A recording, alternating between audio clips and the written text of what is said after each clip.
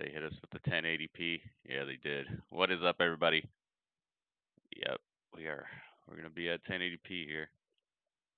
What is up? It is Monday. No, it's not. It is Tuesday. No, it's not. It is Thursday. No, it's not. It is Friday. No, it's not.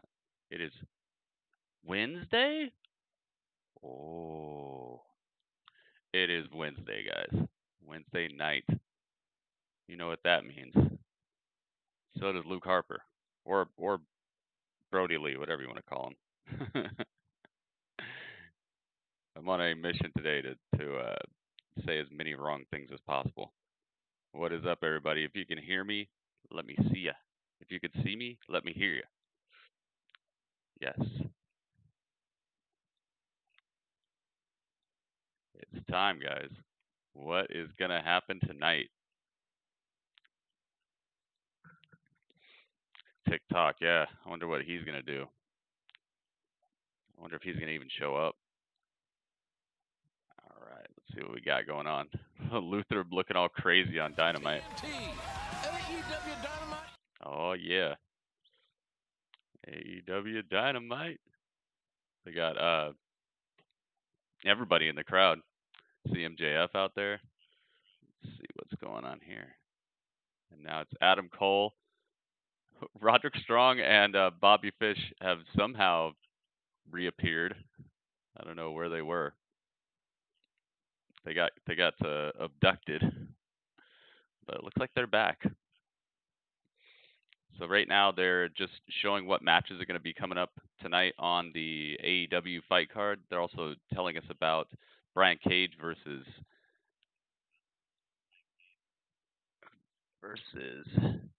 John Moxley, Jonathan Mox. Colt Cabana versus Sammy Guevara. I love how Adam Cole and all his cohorts come out here and do the same entrance, just like there's the crowd and everything. Big Rudd, what is up? I saw a tweet pop up from you earlier. What was that? Axis is in the house. We Rupt is in the house. Ringmaster. Adam Cole versus Dexter Lumis is the first match that I guess is going to happen here. So let me put them on the screen. How's everybody doing today? Adam Cole, baby. Yep, he's here. Dexter to the Lumis. There he is.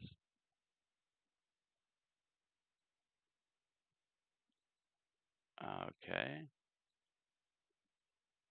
There we go. Boy, that was scary. That was scary.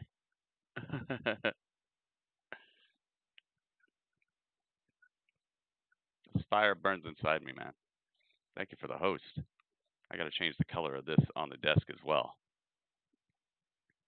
Let's go. Woo! And Jericho is here on AEW. Came out here with his baseball bat.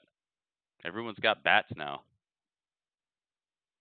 Velveteen Dream, Jericho, Sting. That's everybody. Jericho's going to be on commentary tonight, so that's awesome. Oh, Adam Cole's doing a promo, I guess. All right, hang on. Champion in this brand's history. Nobody has held the NXT title the way that Adam Cole has. Nobody in NXT, nobody in WWE will be able to beat me for this championship. So now that the Velveteen Dream is in the rearview mirror, I want to shift our focus to one Dexter Lumis. Just wait, okay? Because Dexter Lumis, he's crazy. He's psychotic. He's a freak who always gets in our business. What did they call him on the other show? Mentally unwell. With me, or he's obsessed with my NXT championship. But what he did to Roddy and Bobby at TakeOver in Your House was absolutely despicable. That creep is obsessed with all Uh-oh, they're starting with Butcher and the Blade versus FTR. For over 12 trunk, exactly that. Right. Everybody knows I hate being stuffed in trunks. What? Everybody knows that? Well, listen, he's scared of us too because we got ourselves out of there. That goof was nowhere to be found. Fellas, there he is! Right behind you, there he is! Look! Roddy, Right there! Cole. Roddy, there's no... Okay, Roddy, calm down. Calm down, okay? I believe you, okay? But just, Roddy, just take a breath. Take a breath. I got this. I got this. FTR okay? pulls up to the arena Dexter. again in their truck. Wherever you are, I want you to listen very closely. There he is again! Roddy, Look! nobody is there. Rod. I saw him. Rod, there! I actually saw him this time. The mustache, the hair. Guys, just stop for a second. Stop! Remember the glove. Stop! Everyone just pump the brakes. Pump the Oh brakes, my okay? goodness. Because the Adam Cole who's speaking Yo. to you right now is not Adam Cole. One hit. No. The Adam Cole Upgrade. who is speaking to you, La la la la la la. Strong and Bobby Fish are two of the greatest men. Oh yes, dude. Yo. La la la. Their mother knows that I'm not 100%. I went through a war Yo. on Sunday, but that's a day in the life of the greatest NXT champion One of hit. all time. My goodness. What so is that? later 2 tonight, years? We are going to fight. Not only are we going to fight, I am going to beat you. What is Not that, only am I 2 going years, to beat man? you, I am going to send you back to the drawing board where you belong. Yo. Thank you so much, that- One Hit. That's undisputed.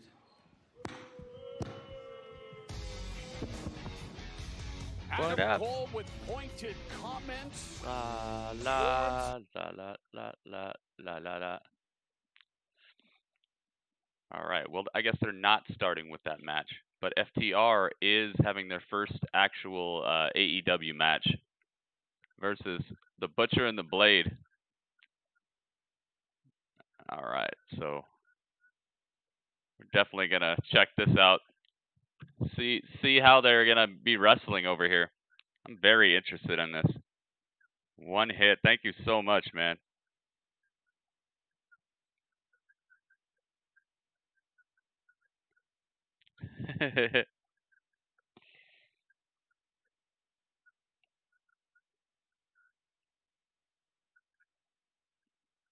Uh-oh. Lance Archer's there.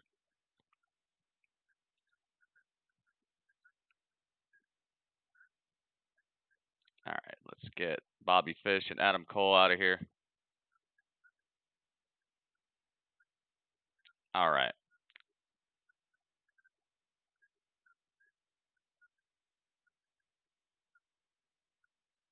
Boom.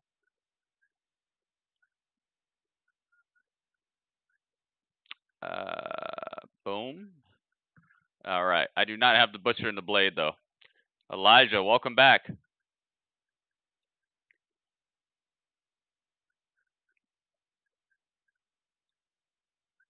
I am ready. I am ready. We got FTR in the building, man. Follow the rules. That's what it stands for.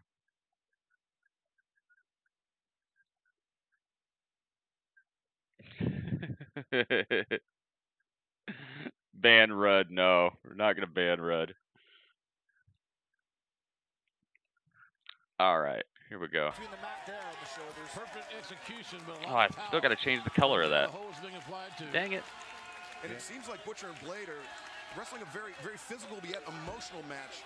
And I knew I FTR forgot seems something. a little more business-oriented, trying to put them away early. It's nice that FTR paying attention to the tag team rules, that they're actually holding on to the tag rope. You know, this is like your birthday, Jim Ross. You can't believe it. They're actually tagging. I want to celebrate so bad right now. I can't believe They're it. tagging legally. Yeah, Moscow Mule after this match, you're going to be so happy. That would be great.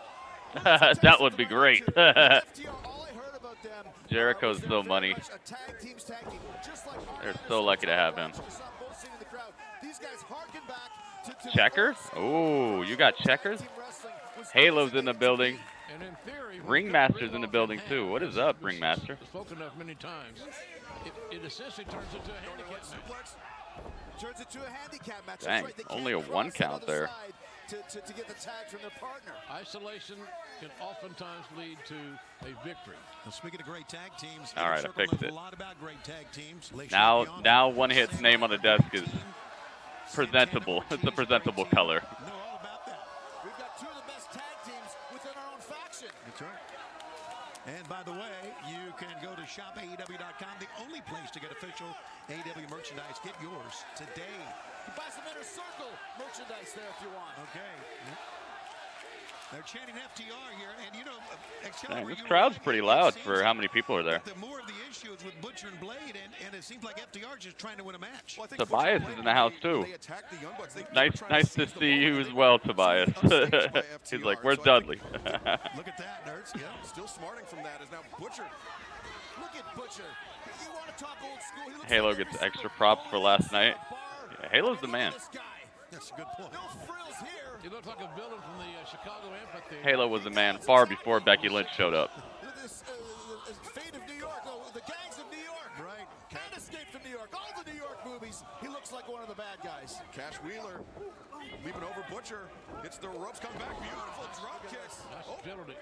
Oh, he's hurt. That was a pretty nice drop kick, but he came down on his shoulder. His right shoulder.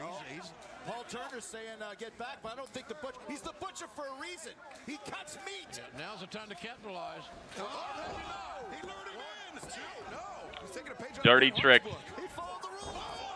What a collision. Look at that. Wow. Look at that collision, bro. This is a big man right here. You know what else he could do really well, Jim? He's a great rock and roll guitar player. Did you know that? He's a bass player. wow. He's a bass player. You trust me on that. How about that? Just devastation. Jim Ross, every time I die, I'm lonely. I have it's a the lot of name free of the time. band. I got to brush up on my rock and roll here. Speaking of brushing up, look at this. Wheeler being choked in the corner by the big Oh my Butcher. goodness, Wheeler getting destroyed over there. The referee can't call what he doesn't see. And this referee sees very little at times. The Blade is pretty Cash awesome Wheeler to me. is I no like the small Blade. man, 221 pounds, just being lifted off his feet by a single arm by the Keith Butcher. Lee is here I on like this matchup. This is a on real NXT. smash-mouth, ground and pound, meat and potatoes type of Like match. he's about to have I like that we a need more of this here match, in maybe? AEW. You know I could do that, Excalibur. I know you can. Yeah, I do it every night. If you don't mind your own business, you might get some right here at the announce table. As the Blade chokes the wind out of this man on the ropes. Very smart, following the rules. He's got 5 seconds to do it. Yeah, they are doing well to keep him Use of all 5 separated seconds for from Butcher Blade. Dax Dax All the Harwood. notes that we get about all these different athletes we have. He's only been I wrestling bet they asked 6 him to years. come out there. Yeah, he's awesome 6 on years, commentary. a guy this talented, it's made an FTR to impact the in inner 6 circle. Oh years. man, I don't know if they want to get involved in that group. That group is pretty goofy right now. Chemistry there from the Buffalo area. I think FTR wants to steer clear of goofiness. What each other is thinking, and I think that's a lot of the chemistry. So I don't think they'll be doing any flim flam videos with the inner circle anytime soon. So well. Butcher, of course, the brute force. Blade right here as you see the finesse. He brings Wheeler down with that headlock. He's using a lot of real. Oh, and Mia Yim's out here. Is a blade here. It's like FTR said, there's not going to be flips and flops and flim flam and all that sort of stuff. Oh, This it's is just a wrestling match. Mrs. Gargano is out here on NXT as well. They're just doing their entrances on NXT. Jawbreaker there by It's a nice Wheeler. looking Titantron. Got Blade staggered. Nicely cut off too. He's still It's Johnny Gargano and like Jim said, and Mrs. he's Gargano. cut that ring in half, which is an ipso facto handicap match. And a cheap shot. Smart stuff by the Dax off the apron. Yeah, by the Butcher over here. Oh, by the Blade. My bad. Power slam. Very nice power slam. Leapfrog. Great timing there by Cash Wheeler. Wheeler channeling his inner Buzz Sawyer with that nice power slam. The Mad Dog Buzzsaw. A lot of slow walking happening on NXT right now. Both these guys kind of look like a combination of Buzz Sawyer in a way. Tag made out. Dax Harwood comes in, ducks the clothesline. Flip flops and Left hand bum slam, and he ain't gonna do all that. I mean, FTR ain't gonna do that anytime Clean soon. shots. Unprotected. Oh, back suplex Meat potato by wrestling Dax. move. That's what it is. Back suplex. Solid. You limit the man on the apron, a swinging neck breaker. Here comes the big guy. Leg lace takedown. Wow. Dragon screw sends Butcher across the ring and outside as well. Here you go. Big Oh, brainbuster suplex. Buster right there. And Tully Blanchard must love that. He was a brainbuster guy That's right back with in the Arn day. Anderson. There you go. Harkening back to the Brainbusters by giving Brainbusters. They're certainly relying on all the fundamentals. All right, hanging him up on the top rope. Harwood putting Blade up on the top rope. A high rent district. And Butcher. Again. Butcher and the Blade both catching just handouts of punches by Dax. Oh, Right on off the side here. There's no cutting the ring in half now. Look here. Oh my goodness. Boy, great teamwork. Assisted DDT He's there by back up again. FTR. Nice kick to the face by the Blade. Some good stuff right here. Everybody's got a plan until they get kicked in the face, Tony. Well, that I would agree, man. It changes everything, doesn't it? Sure does. Look at this. Dangerous high rent district, whatever the hell that means. Good grief. What are they doing? Oh man. Look at this. He barely got there for that. Wow, they kicked out of the top rope superplex into a frog splash. From the top rope. And Tully Blanchard likes that. He's taking notes there. Notice how Sean Spears sitting behind Tully and he's staring at Tully the whole time. Staring at the back. Maybe he's just guarding Tully in case anybody tries to take a cheap shot at him. I don't know what's going on. Oh, and on NXT, That big move again. That was a Keith great Lee and move. Mia Yim both caught the opposite team, and now they both lifted them up into power bombs. Oh, they did the super collider. They did the AOP finisher. Another near fall. Knee to the face. Did you see Do I that? dig FTR's theme? I haven't heard it. I had the sound off when they came out. Illegally. I have not heard it. That I saw. He's got 10 seconds. Technics? Oh no, Tobias. Oh no. Oh, that could do it. Wow, right there. sidewalk slam? Two. Ooh. Tag. Some very innovative offense here. I'm really enjoying this smash mouth style of pro wrestling that we're seeing tonight. This is hard hitting. And Butcher and Blade doing a good job of cutting the ring in half right across the hypotenuse. And they're looking for full death, but no. Makes the save for his partner. Nice save. For you. Oh, look at that. The Good Night Express on the Butcher. The Good Night Express? I love That's that what it's name. called? But Harwood with his back turned, Blade going for the backslide. Backslide? Nope. No, backslide. Tags in. Wheeler makes a Tag tag. made. Okay. And now they FTR. come out. Assisted pile driver. The shades of Arn and Tully. Stuffed pile driver right there. Call it what you want. There you go. FTR picks up the win. Very, let me listen to this. Hey, hot. Sounds kind of as I would expect, kind of normal. Kind of normal for a team like them. Ben, what's up, Ben? That was a pretty good match for FTR there. And the Butcher and the Blade looked good as well. They did an extremely horrible job of executing their first finisher there. Extremely horrible. It's like the miscommunication was so strong. They got like one of his legs, and then one of the other guys put up his knees. Uh-oh. We got a interview for FTR. Thank you very much. Big win, big debut for FTR here in AEW. Exactly what you wanted to do, right? That was a pretty great match. This is it. This is the pinnacle of professional wrestling, and on top of that, it's the pinnacle of tag team wrestling. Now, you've got the absolute What's best. this? I'll give that match a 3 Young point. Bucks.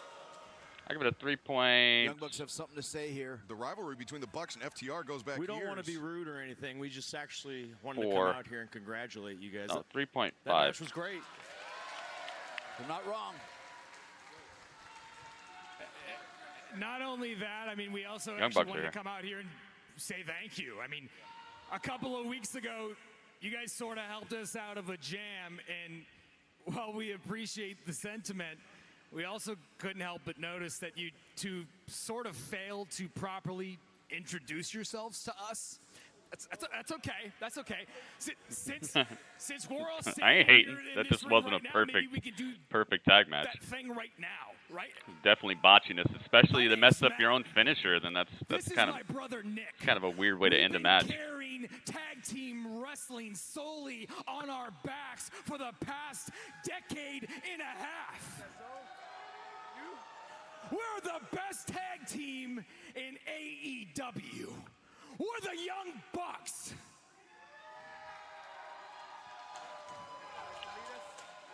It's so nice to meet you. Finally. Are Young Bucks going heel here? Oh, wow, look at that. Oh, the Butcher taking a stand Butcher there, listen to destroys the Young Bucks from behind. But the FTR's taking it over. Wheeler and Harwood. Oh, and here comes Kip Sabian. What? Freak. What the hell's going on here? Let's look at this brawl going on right after the match. Everything is broken down, and here comes Oh, Kenny Omega's here. Kenny Omega's here. Team champions. And Hangman Page is here too. Walking out with his drink. For him at this point. Yeah, look at that. Oh no, is he wearing plaid? Oh god, look at that shirt. Ugh. Ugh. Dude, I love you. Adam Page, I love you, dude, but come on, dude. You're killing me with that shirt. Look, Kenny Omega. Omega, Hangman, the Young Bucks. What? It's just are they on the same page? Are they arguing? A little bit of a mystery here. I say DTA, don't trust anybody. Yeah. We'll be back with more. What an odd way to end that segment. That was very, very odd. Out of nowhere, a wild Kip Sabian appears, and then everybody just jumps in the ring and starts beating up each other. What? All right. And they went to commercial, so back over here. Candice LeRae and Mia Yim in the ring versus each other. They mixed match challenge looking match. As Candice LeRae, the poison pixie, pounding away on Yim. LeRae doing a good job of keeping Yim on her side of the ring. Keith isolating Lee. her, taking out her aggression. Mia Yim. I like how happy he looks to be here. Oh, bask in its glory. Johnny Gargano, the weird cape. Weird cape Gargano. I mean, look how much they talk now. Imagine the dinners they'd have if they could both have a championship. Candice. Candice LeRae not wanting to be second fiddle anymore. Dark but Candice. She has been rocked for more than a few seconds after eating soul food. Trying to get to the corner. As you said, Pat, she could indeed be drinking her dinner through a straw as the tag was made, and Keith Lee running over Johnny Gargano. I see you. I see you, Cash. I see Cash chilling. Get out of there. Get out of there, Cash. I know Keith's dating Mia, but he don't need her. Yeah, I think if anything, I don't know, man. She's getting a heck of a push. Maybe that might be why. The weird cap is a heel name. Oh, the weird cape. Yeah, the weird cape. Holy moly! Get incredibly tossed. Johnny, my goodness, just sent for a flight. And here comes Johnny Gargano. The tag is made, though. Candice LeRae now legal, and that means Uh-oh. has to join Uh-oh. festivities. Wow! Look at Keith Lee. Keith Lee is carrying both Candice and Johnny. He's carrying both of his opponents. Oh, and she raked his eyes. Taking a page out of her husband's playbook, raking the eye of Keith Lee and Johnny Gargano. Oh, went for the DDT. No. Keith Lee able to catch her. Oh, nice. Wow. Tag team tandem. Johnny Gargano enziguri'd Keith Lee in the back of the head, and Candice LeRae does a DDT to him. That was good. Acid Crazy. What's up, dude? Kick to the throat and the drop kick by Mia Yim. All right, hang on. We're backstage. We're backstage with the Nightmare family. And Adam Page for the AEW World Tag Team Championships. Are you ready? Are you prepared? Before we go into that, there's something else that we have to talk about. Why in the hell is she wearing my family's jacket? Who, you gave that to her? Yeah, she's part of the family. She's my girl. QT, do you know what's at stake here? Yeah. Next week, we have a shot. Yeah. Two of the greatest in the world, Kenny Omega and Hangman Adam Page. In a second, Hangman could take your head off with a clothesline. I need you in the game. I have been multiple-time tag team champions. I need my partner, QT, Marshall. I need you with me. This could be us at Fyter Fest, man. Think about this. You and me win these AEW tag team titles next week. It's going to be great, man. But Yep, I need you QT in the Marshall. game. This right here, get it out of your system. Because next week, she won't be ringside with us. Oh, Well, thank you guys so much for your time. Best of luck to you. dang, Back is to that you true? guys. That means she probably will be ringside with them. Seems like they're the Nightmare Family. Well, I mean, come on. All right. Actually, I have both shows side by side for most of this, so I can see what's happening on both. I just wanted to turn up the volume there because they were doing a little promo. That means Keith Lee has to come into the match, and Keith Lee is banged up to say the least. Yeah, less than 100%. Johnny strikes back against Keith Lee. North American Championship. Mia messed up her spot there. Johnny Gargano. She was supposed to low bridge him, but she wasn't even pulling the rope down. That's so cool. Kenny Omega and Hangman Page are going to face off against Blood Dust and QT Marshall next week for the titles, for the tag team titles. The collarbone. And YouTube. Storm is messing up Twitch for some reason. Bootleg cable. Oh. Hey, Big Red, whatever you got to do. Thanks for being here, man.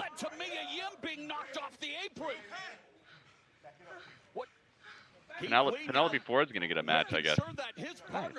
Interesting, yes. Mia Yim in trouble on the outside. She's hurting Johnny Gargano. Beth looking to take advantage. Gargano making quick. Oh, he DDT'd Keith Lee right on top of his wife. Oh my God! Candice LeRae is squished under Keith. Keith Lee's weight landed on top of Candice LeRae because of one final beat. LeRae has been absolutely crushed. Dang. She got softened like one of those WWE ice cream sandwiches. She turned into an ice cream sandwich. What's happened? He's trying to take care of Candice. Yeah, the Johnny Gargano way, that's not the way he wanted that. Between the black guy, the black mat, and her, it's ice cream sandwich. Oh, Nyla Rose?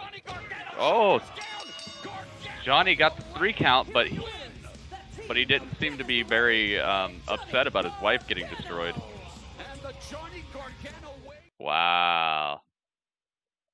Nyla's here. That was a pretty okay match. Pretty good for a mixed match. You know, you don't normally see a lot of mixed matches, so it's actually kind of nice. I'll give that like a 2.8, 2.8, 2.9, 2.8. Give it a 2.8. It was pretty well done. Had a little bit of botchiness here and there, but overall, I'd say it's actually kind of a refreshing sight. What Johnny is treating his wife like Weekend at Bernie's, just like using her as a puppet to say bye because she's all knocked out from what happened. What the heck? The greatest alien, the galaxy's greatest alien. What do you think about that, Dudley? Dudley, come here. Look at. Do you see what it says? Dudley, you're still wearing the mask that you got for me? Okay, Dudley's still wearing the mask he got for me. Looks good on you, Dudley. I like it. Dudley, what do you think about Chris Statlander's claim that she is the galaxy's greatest alien?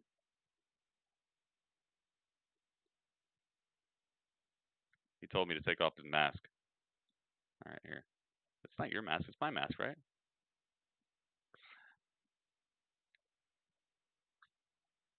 Dudley, no, you can't say those words. Dudley, she's just kidding. She's just kidding. Dudley, no, don't say all that. Dudley, it's gonna be okay. Everybody knows you're the galaxy's greatest alien. High five, thank you. All right, Dudley is the galaxy and world's greatest alien. All right, do not let AEW fool you. Dudley was going off. Dang, what is this?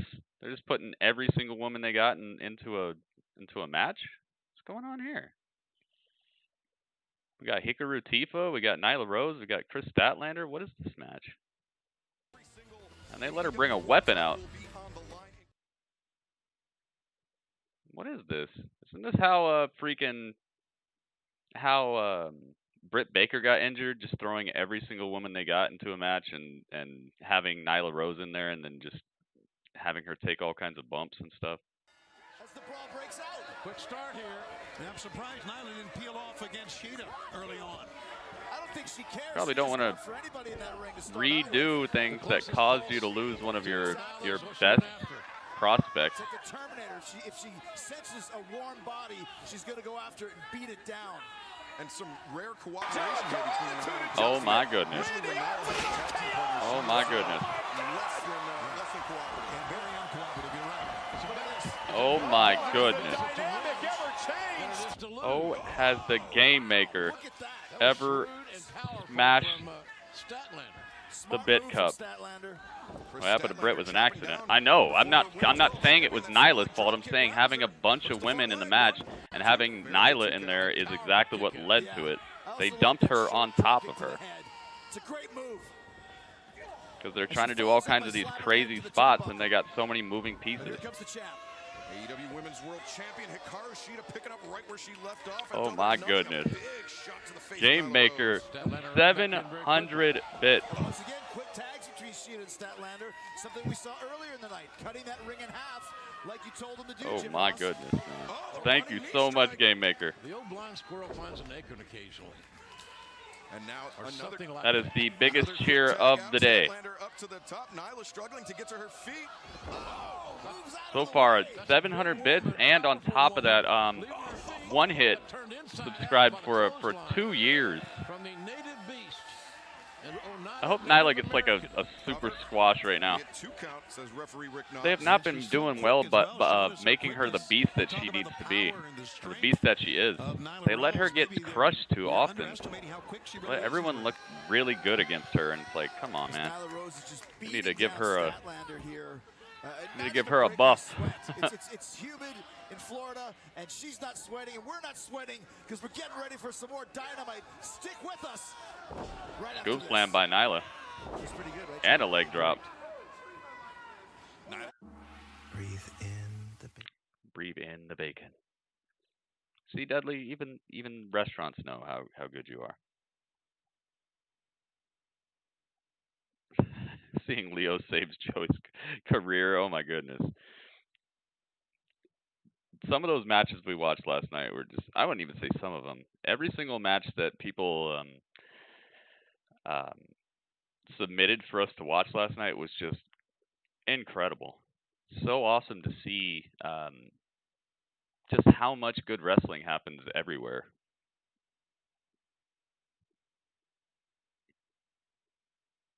Yeah, I like Nyla though. I think Nyla is she's improving as well. She's improving as a wrestler. I don't see her. I don't see. It's like this. Somebody told her just be confident, and that's all it took. Like it seemed like she was a little less confident in her.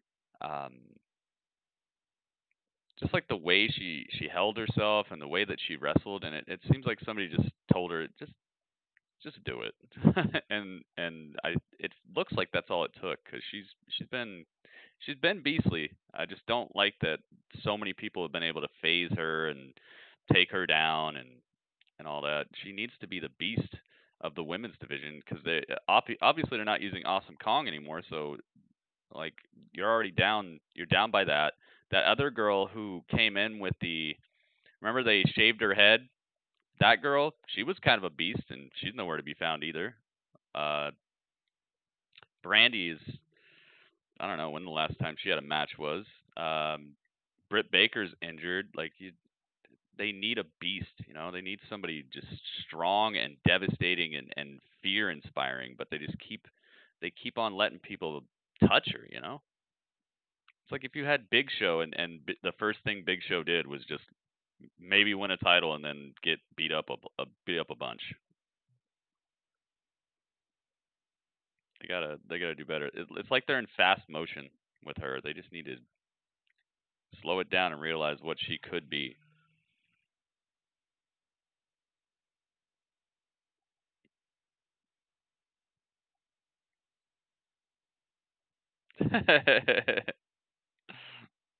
The Funk Band? What the heck?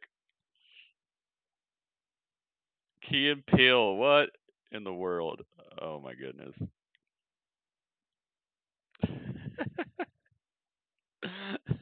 What the heck?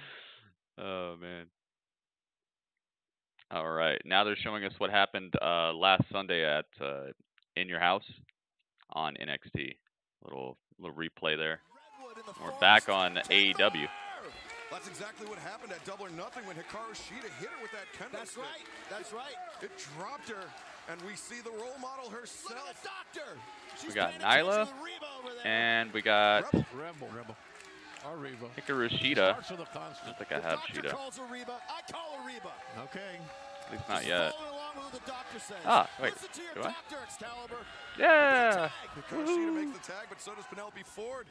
Sends Penelope? Shida into the corner, but Ford look at this. Caught up on the top. And I do. I do. Right to the abdomen there. Drove it in her hard and strong. All the air went out of her as well. And now she's basically just passed out on the ring apron. Look, I almost have all these people.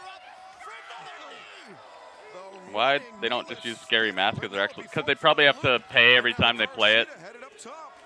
Ford ain't moving. She has been more aggressive and more fierce ever since. They'd probably have to pay. You know how much of a cheapskate WWE is sometimes. Top rope missile drop kick. Probably got to pay royalties. And now Shida, she's got her up, looking for the Falcon. Yeah, I do like that, Mo. I do like how they're keeping Britt Baker relevant by having her there and having her still cut promos and all that. A lot of people get injured and disappear.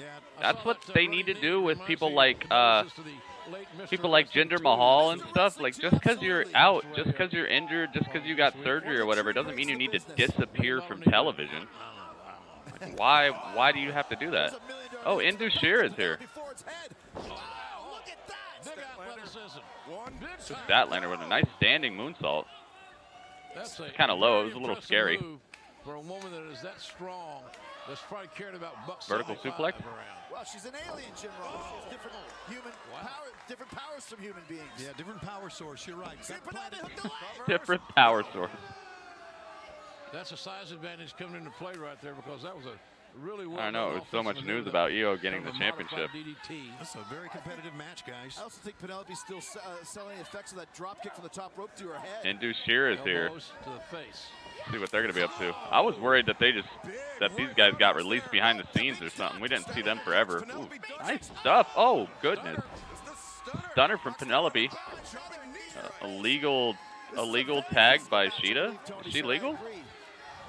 And Hikaru Shida cutting Nyla Rose off. Shida looking for a superplex. Wow, and she does it. Wow. Ref just let that happen? She wasn't the legal person at all. Is she going to take the pin here? Okay. Nyla kicks out. All that high octane offense. Nyla Rose was good. Still able to if you're going to have people beat her up, then at least have her look strong in getting beat. But here's the girl who knows how to do it, Shida. The AEW Women's World Like the start of the Titantron. Oh my goodness. Big boot from Indu Sheer. And is she going to go for the Falcon Arrow on Rose? That's a huge weight difference. Oh, but look at this. Nyla using her strength and reversing it. Uh-oh. Nyla hanging up Shida. She's going to go for that leaping leg drop from the top rope. Uh-oh, is it no? Is it going to be one of these going to do both of them? Knee lifts? I've never seen her do this before. Oh my goodness. With Nyla Rose on top. Oh my God. I don't want to be here watching it. And look at Kip Sabian just cackling in delight on the outside. Right to the top rope. Oh, wow. Double knees to both Shida and Chris Statlander. Statlander sent to the outside. Nyla oh, wow. They can win this right now. I'm surprised Nyla didn't go for the cover there. But me too. A very timely tag, perhaps. Absolutely. We'll see. Look at this. They've got something else. Oh, man. Why are the faces doing cheap stuff? You like that funk? I couldn't really hear it, but I could see it. Penelope Ford in the ring. She's got her She's done the deal. 1, 2, no. Wow, Penelope kicked out of that? Right here already for it. She kicked right out of here. I don't know this not gonna. Kip Sabian. Kip Sabian. Right in front of the referee. Here comes Statlander. Oh! Statlander with the dive to the outside. Yes. Smacked her with the title. All right, now that's some heel stuff. Fisherman's suplex right into the bridge. Wow, Penelope pins Sheeta. Wow, cheap stuff.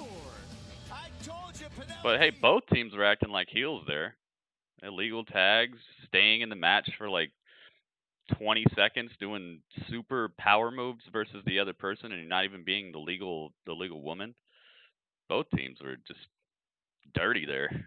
It was a feisty match, but Nyla and Penelope get the win there. That was pretty good. And Indu Sheer, they just smashed some dudes that we probably never heard of. An update on Cameron Grimes' condition. Senior referee Drake Wirtz is currently talking to Mr. Regal in hopes of getting word. Wait, Drake, what's up with Cameron Grimes? He's hurt? Sir, Daryl and DA made it known to me that Cameron Grimes doesn't think he's going to be able to compete tonight. I've already spoken with our doctor. Sounds crazy, but Grimes thinks that he has a broken jaw. A broken jaw? Yes, sir. Drake, take me to Grimes, please. I need to talk to him. You want to talk to him? All right. I'm on it, sir, right away. Hey, let's go find him. We got Darby Allin. Well, we'll see what happens with Grimes versus Balor tonight, but we want to turn our attention to what... All right, hang on. Oh, goodness. Isn't this guy injured? What's he doing? Oh, my goodness. Ouch. No helmet or anything?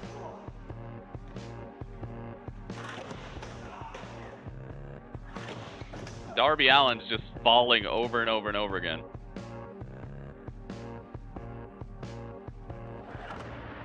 He landed it? Oh, he put on a jacket and he actually landed it. What do you know? Having a little bit of protective gear might be a better idea. Oh, he was hanging out with Tony Hawk. A couple of Sunday mornings in my lifetime where I kind of felt like that falling off the Did you see that was the legendary Tony Hawk giving Darby Allin skateboarding lessons and influence? Darby Allin is a freak. He's creepy. He's a freak. Makes me feel very, very suspicious. He put on a this jacket. guy, is all about. He makes me very suspicious. What one person here is all about. That is our resident doctor, our dentist. Still trapped in the Britt UK Baker lately. Has been in intense training. I'm not sure, Tony, you've been motivating her or what. I've tried. But she's on a hellacious course to rehab. Recovering from your birthday on Friday? Wow. What the heck happened, dude? The role model. What makes me a role Wednesday, model? dude. Just my existence in AEW, coming out to the ring. Why is with there a Dr. 4-man Britt team? Baker, What do you mean? TNT. I am truly inspiring. Which everybody. 4-man team? You all have been put on notice. You tried to take me out, but the joke's on you. Big's fault. I'm really exhausted of her bad attitude around here. I mean, all we hear about is her struggle. Britt Baker. You cannot hit me. I'm injured. Rebel, back it up. Go. No, let's talk about struggles. I have probably the most struggles. I've been facing unexpected challenges my whole life. Sounds like he was partying with Darby Allin. Was that you? Are you Darby Allin, Gemini? I have a very On your birthday, did you jump off of a ladder a bunch of times and crash? We need a role model. The fans need a role model. The roster needs a role model, and I'm happy to do it. But I need the respect for that as well. Yeah, right. You're Darby Allin. You were just jumping off a ladder over and over again and crashing. Thanks for sharing. Now I know who you are, Gemini. Thanks for sharing your savage. The jig is up. You were hanging out with Tony Hawk on your birthday. Crashing and burning. Body's feeling the pain now. Should have wore the jacket from the beginning, Gemini. No, I'm not. But you'd hang out with Tony? I've met Tony Hawk. He was one of the coolest celebrities that I've ever met. Dude just seemed so like none of it really had anything to do with him. Like he's just such a cool guy. He didn't have that. I mean, I felt the air of like legendary status around him, but it seems like he doesn't care about that at all. Yeah, he seemed cool. One of the coolest celebrities that I've met. I always do that when I talk about him because it didn't feel like he was a celebrity to himself, and I like that a lot. Him and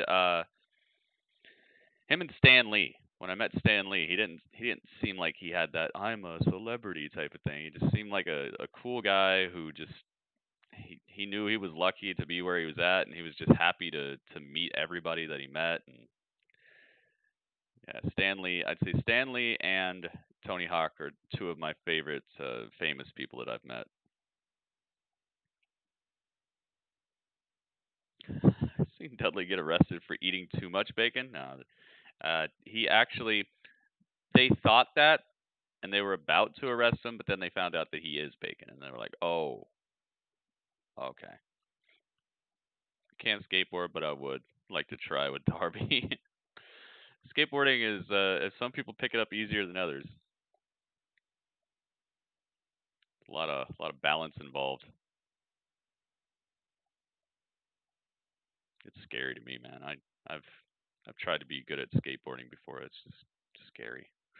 Oh, Cameron Grimes. Damian Priest didn't do nothing. I'm totally fine. Look at me. I'm fine. Cameron Grimes. I need to speak with you. Drake. Cameron Grimes. You're busy, man. Go count 1, 2, 3 somewhere, man. I got 1, 2 right here. Yeah. Grimes, I don't think you understand. I got Mr. Regal here with me on video, and he wanted to speak with you. Hello, Cameron. Hello, Mr. Regal. What seems to be the problem? Damian Priest hit me earlier, and I really think he broke my jaw. Oh, you broke your jaw, did you? You didn't seem to have a broken jaw when you were talking to these nice ladies before, so if I was you, sir, I'd stop Cameron Grimes.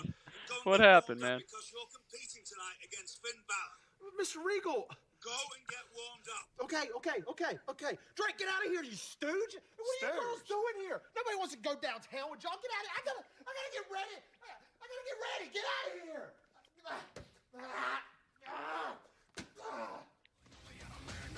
So it appears Damian Priest not enough to knock Cameron Grimes entirely out of his match What with the Finn heck, Balor. man? That'll happen later on tonight here on USA. But right now I want to talk about some events from last week here on NXT. We saw the return of Breezango, who with a big... What about when you met me, sir?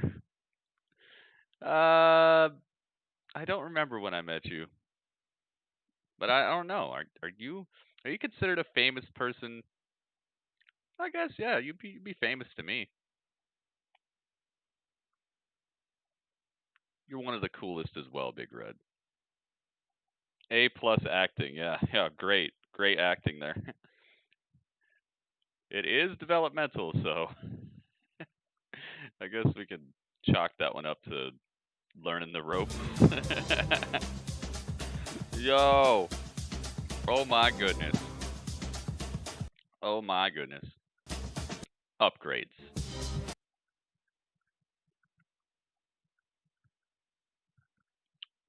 Yo. Game Maker with the alley-oop.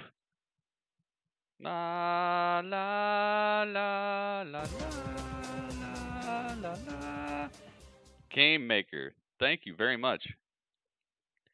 The Game Maker is just hooking it up. Thank you so much, dude.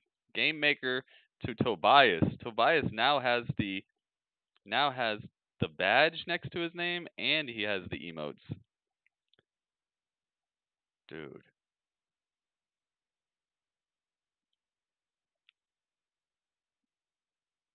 My goodness. Thank you so much, Game Maker. Holy moly, man. So generous of you. Thank you. Oh, we got a interview with Breezango. Capable of doing. Well, I think we did it last week. Triple threat tag. He wins.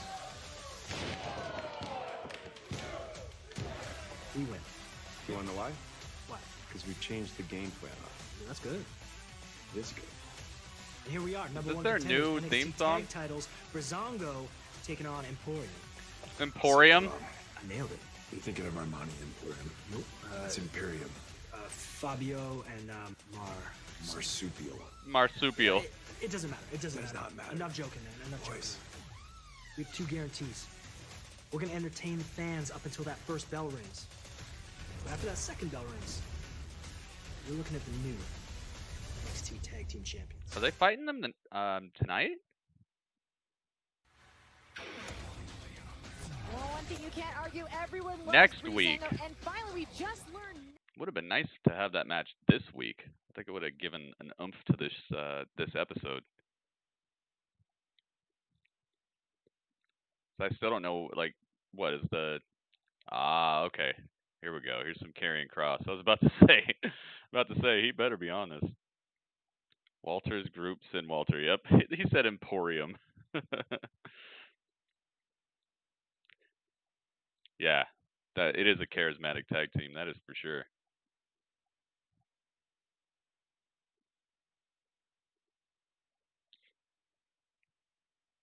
What's going on over here? Orange Cassidy's getting jumped. And we got Karrion Kross. Dang, I don't know which one of these I want to look at more. Network exclusive. Okay, Tommaso Ciampa's outside. I definitely want to see that. Tommaso, In Your House has been done for hours, and you're still here. What's going through your mind right now?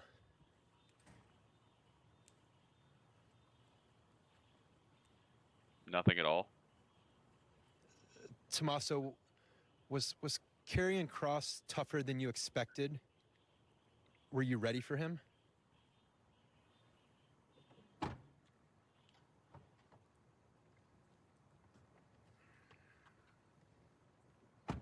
Dang, it's like that?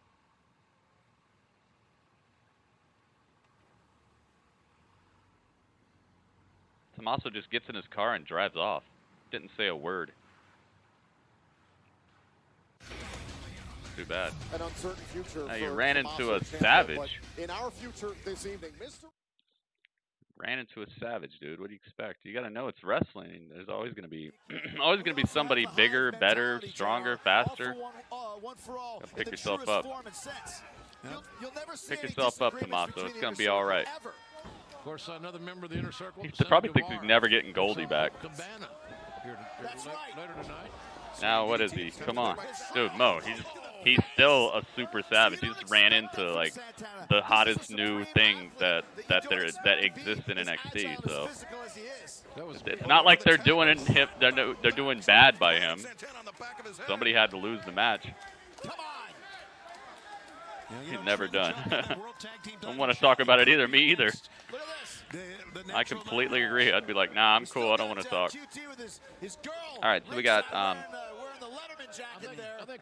the best friends with Orange Cassidy. Orange Cassidy is actually invited to this match. I'm not sure if he's gonna wrestle. And he could be a world tag team. And we got Jake Hager. As Trent takes to the skies with a tope suicida, knocking Hager into the barricade. And the best friends, Tope con hero. At Fighter Fest, going to have the winner of that match. Yeah, it's okay. Jake, you got to get bigger, man. Even take Hager off his feet. A lot bigger. There you go. Now you're looking a little more realistic. It's actually a 3-on-3 match, but I don't. Do I have the rest of these? Maybe I do. He didn't have a last name, JR. He used to. Yeah, he used to. He lost Trent. it in a poker game or wherever the hell he lost it. And now oh no! Trent. There we go. I think I do. He's going to lose his last name too if Hager keeps Yeah. putting him down like that. Chuck may have Trent. wasted some valuable time there. Hager taking advantage of it. I thought they were going to embrace. As the late Dusty Rhodes used to say, Hager, this may well be the bull of the woods. And for sure. Chuck Taylor. Have you ever encountered a bull in the woods, Jim? You damn right. Is it scary? Yes, I ran. My little fat body ran as fast as it could. Look at that. Look at how funny they look. Look at this. 260 pounds, 70 pounds. Jim Ross is a nut, dude. No. We're going to call that a Hager bomb A now. Vader bomb. A Hager bomb, baby. The Hager We'll bomb. remind the fans, no matter what happens when we go to a commercial break, we're going to stay with you on picture-in-picture. That's right. Don't go anywhere as the Inner Circle continues to kick the crap. Main roster time, Tommaso. That might be why he's looking so sad. The Inner Circle dominating AEW. Jericho is so good on commentary.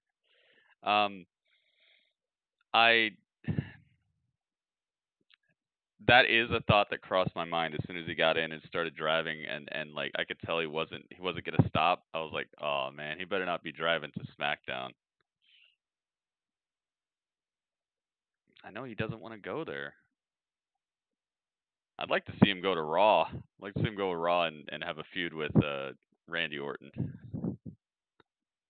Spice it up. Okay, so it's Ortiz. Ortiz. Do I have Ortiz? I have Otis. That'll do. There you go. Otis. That'll be our Ortiz. If you just glance at it, it'll still not look right. But hey, whatever. Ortiz and Santana. Let's see. Who can we get for Santana? Santa. Let's get Santa. There you go. Perfect. Perfect tag team. Jake Hager, Otis, and Santana. There you go. Perfect. I found a way to put this team together when I didn't have the pictures of his actual team. There you go. Uh-oh. Robbie. Loser. What was I saying? Oh, together, moving forward, we could be like a phoenix rising from the ashes. He's talking to Rhea. I'll do everything for you, everything. I'll make your calls, I'll get your matches. You could trust me. And together, we can make the Robert Stone brand bigger than it's ever been. Say yes, Rhea. Say yes, Rhea. Robert. Robert. The chances of me joining the Robert Stone brand are 1 in a million. So you're saying there's a chance? So you're saying there's a chance. She's saying there's a chance, Mackenzie. Come with me. Hey, where are you going? Hey, the Robert Stone brand rolls with just a handshake. All we got to do is shake hands, and this thing is a done deal. That's it. Oh, God. Rhea, no. Oh, my God. She slammed him right on his head.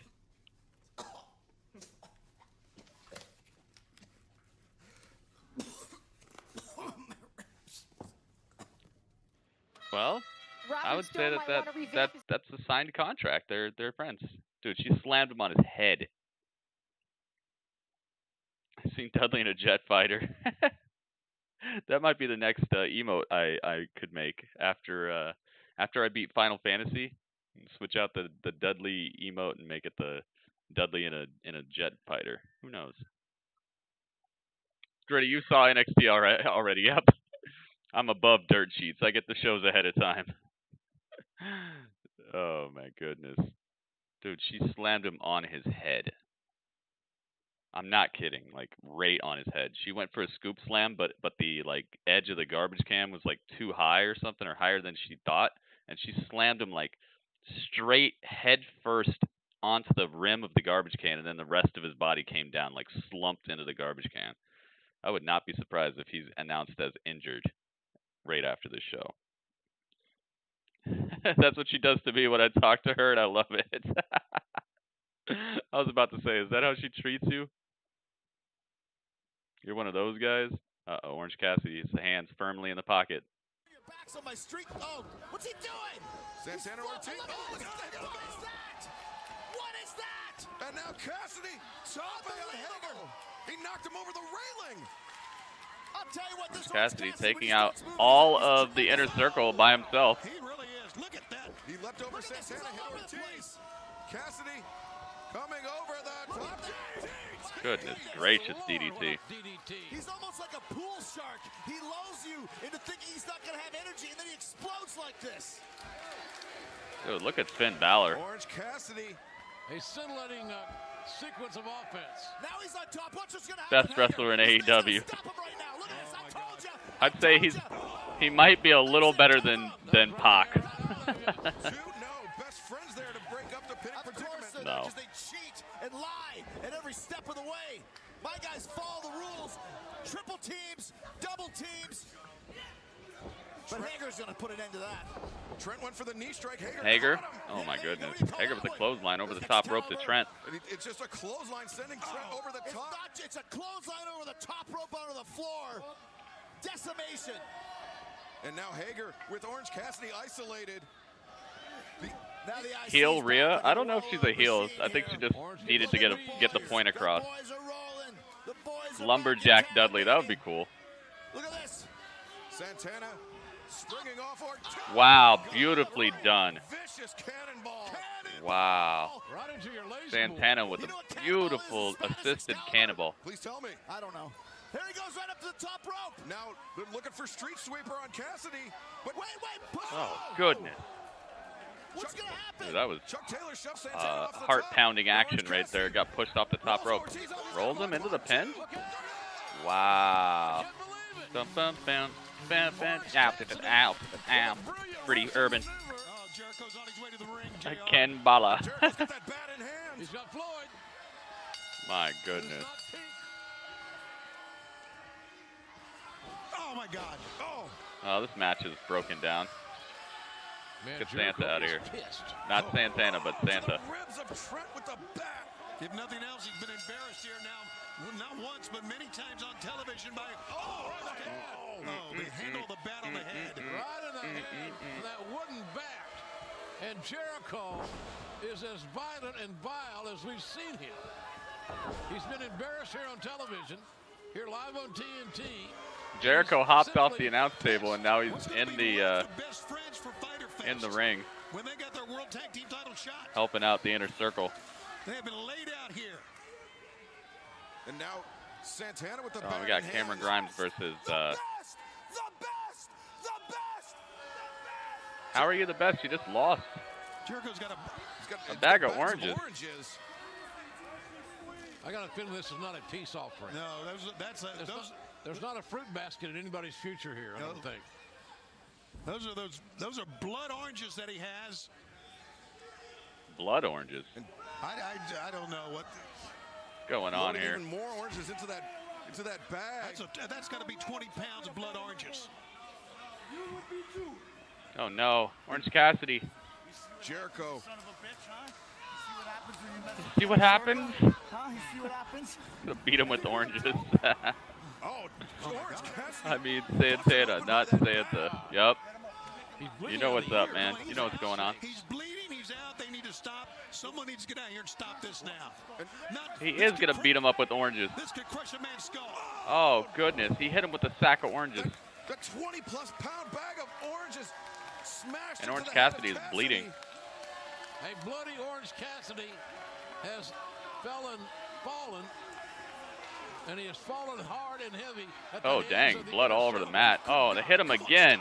Jericho is taking this whole Orange Cassidy thing extremely Wow, he personal. smashed him with The it. Inner Circle has literally beaten Orange Cassidy to a bloody pulp. Yes, they have. Using Yeah, blood he's oranges, bleeding. 20 pounds of them. Where's Sammy? This is a good question. He's got a match versus Colt Boom Boom Cabana. Obviously, this is a plan that has some sort of premeditation to it. Sure you don't leave oranges and blood orange or whatever the Colt hell they are. Cricket Cabana. It's a setup. Jericho's outsmarted his opposition once again. Orange Guy's a good Cassidy wrestler. left battered and bloodied by Chris Jericho in the Inner I want Circle. to see Jericho versus Cassidy. No blood Yeah, is- that'd be cool. Any blood is bad, but when it's coming out You your can ears, see Blood Orange Cassidy. Orange juice coming has out. just been Stick, juiced. what's up, Stick? Oh, he's been juiced. indeed he has. Clean up on aisle Good 1. question. What about the Bite Fest? the orange. These guys gonna be available? He bit the orange pill and everything. Dang, dude, they're actually squeezing the juice on him. It's the start of a 2-week. Wow, dude, that was pretty brutal at the end there. They beat him with the orange, and he wasn't even ready for that one shot where they brought the sack and just busted him while he was on his side. That could have done some real damage there. He took it like a champ, though. He didn't protest or anything. Sunset flip, roll through, basement drop Wow, kick and they go to by commercial Finn like that. Balor. Here we are, Finn Balor versus As Cameron smooth Grimes. as they get. Balor swings the pendulum back in his favor. We're streaming in games tonight. Cameron Grimes looking for I have a plan for what I want to do tonight, and it involves a lot of brand new games. Grimes on the outside with those knife edge chops and then driving. The best. The best. We just lost, but we're the Balor's best. offense has just been pressing this entire That's what he gets for matchup, being a garbage barely wrestler. He's giving not a Grimes garbage any wrestler, man. space. Why do you always say stuff like that, Ringmaster? Don't be abrasive, dude. We don't need to speak language like that in here. You're just gonna start arguments. He's not garbage. The guy's a good wrestler. You maybe don't like his gimmick. If he didn't do that gimmick the whole time, then you'd see he's actually a really good wrestler. Grimes looking to take out Finn Balor now with the reverse chin lock. We've seen that from Grimes. Hey, before. Elijah, His do you have explosive 2 reaction YouTube time, accounts? Able to hit that cave-in out of nowhere. I'm wondering this. Do you have 2 separate YouTube accounts, Elijah? Is on the receiving end of that attack by Damian Priest, and again, Priest and Balor. And you know, you think, can Balor elevate his stock anymore? He did so on Sunday. See some of the nasty things Grimes does. See what it does? It just gets people riled up, man. Just talk about what you do like. If you don't like a certain wrestler, let them chill, or give like examples of how they could be better to you or something. Just try to keep it positive. Driving Balor into the corner. Can Grimes make it 2 in a row against the Prince? No, you don't? Pete Davidson is. That's interesting. That's an interesting fact here because I gave you modship. I made you a mod, but it was maybe not you then, I guess? I don't know. You have to take a look at this.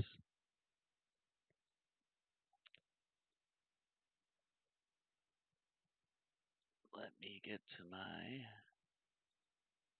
settings.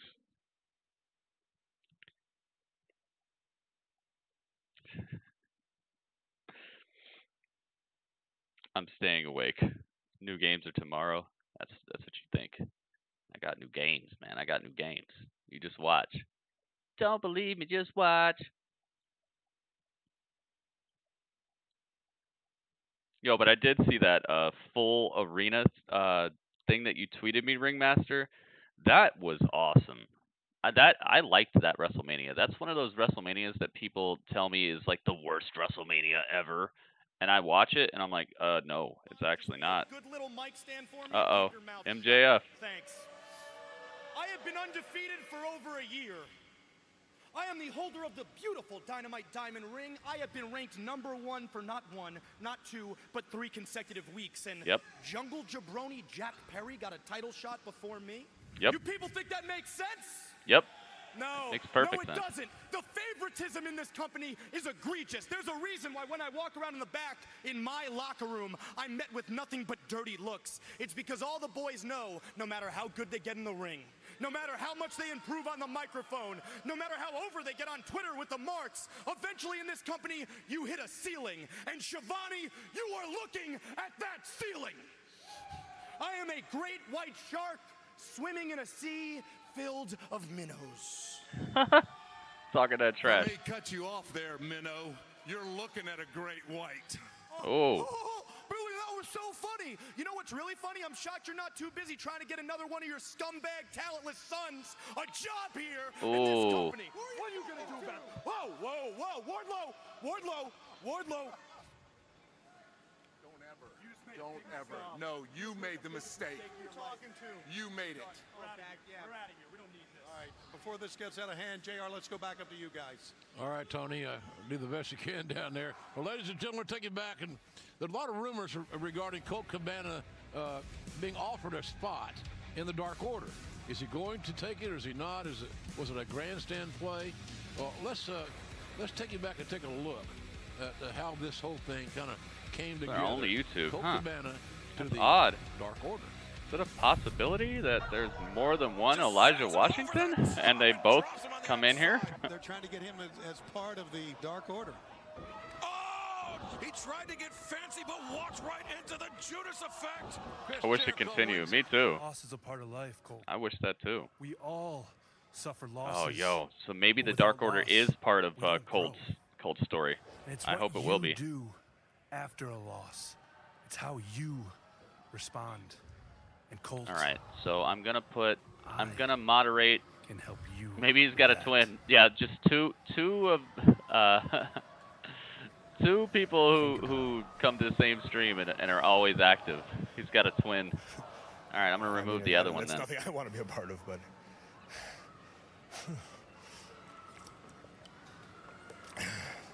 All right. Let's hope that works. Sammy Guevara. Oh yeah.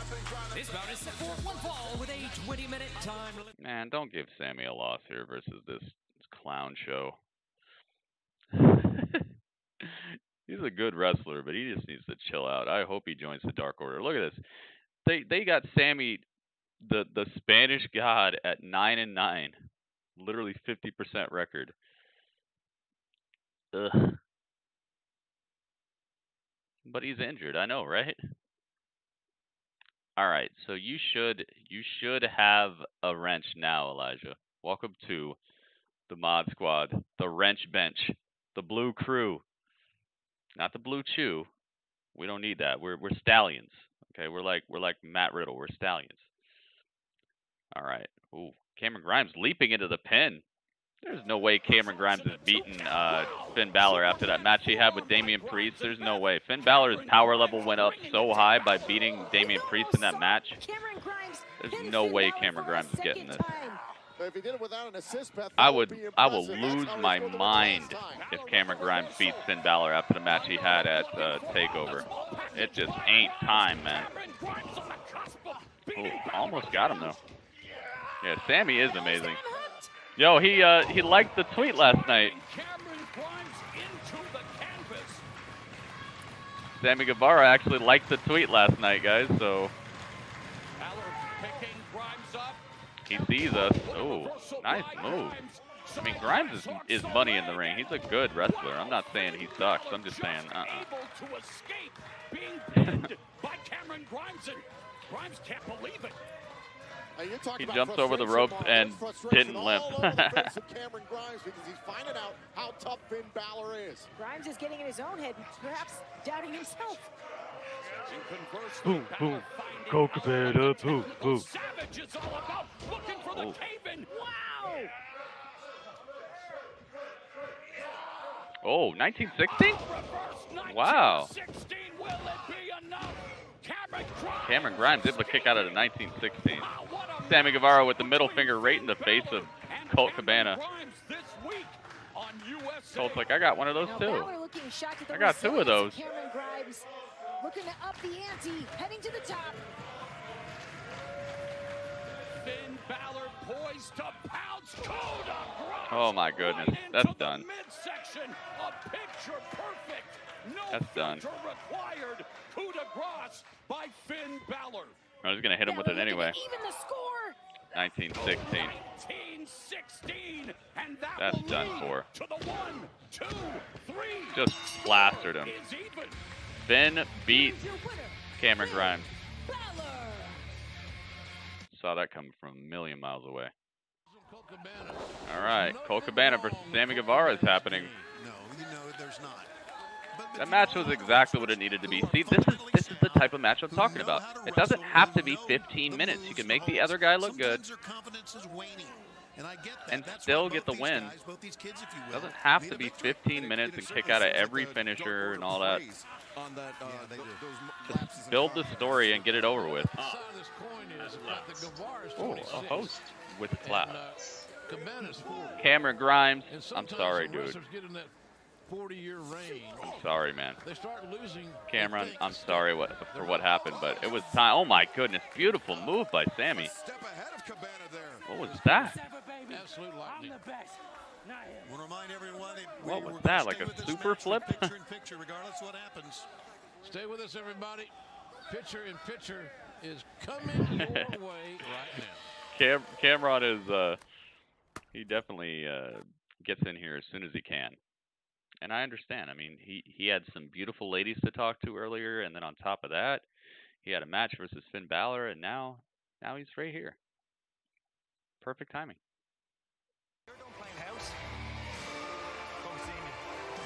Wow, it appears Finn Balor is targeting the North American nabob Keith Lee. Oh. Finn Balor wants that North American Championship. He said, when you're done playing house, come see me. Casey Catanzaro. Catanzaro versus Dakota Kai coming up next. Casey looks way too happy to win this match. I'm sorry. Raquel Gonzalez is going to snatch you. That was perfect timing from Cameron. La la la la la la la la. La la la la la la la la la la la la la la la la la. I gotta sing the themes for you guys. I'm singing the hits. Cameron Grimes takes the fall.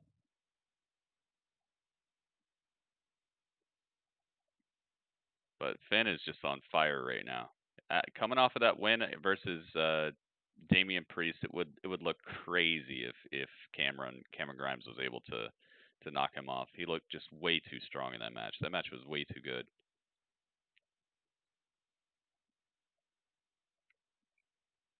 All right, let me see. Do I have Sammy Guevara? Let's see. Sammy Guevara. Sammy Guevara? Yeah, I do. Goof Troop. Goof Troop over here. Do I have Colt Boom Boom Cabana? Let's see. I do not. I do not have Colt Boom Boom Cabana. No, I don't. I'm sorry. I'm sorry, Colt Cabana. I do not have that. But let's see. Can I find something that might pull off like the same type of feeling?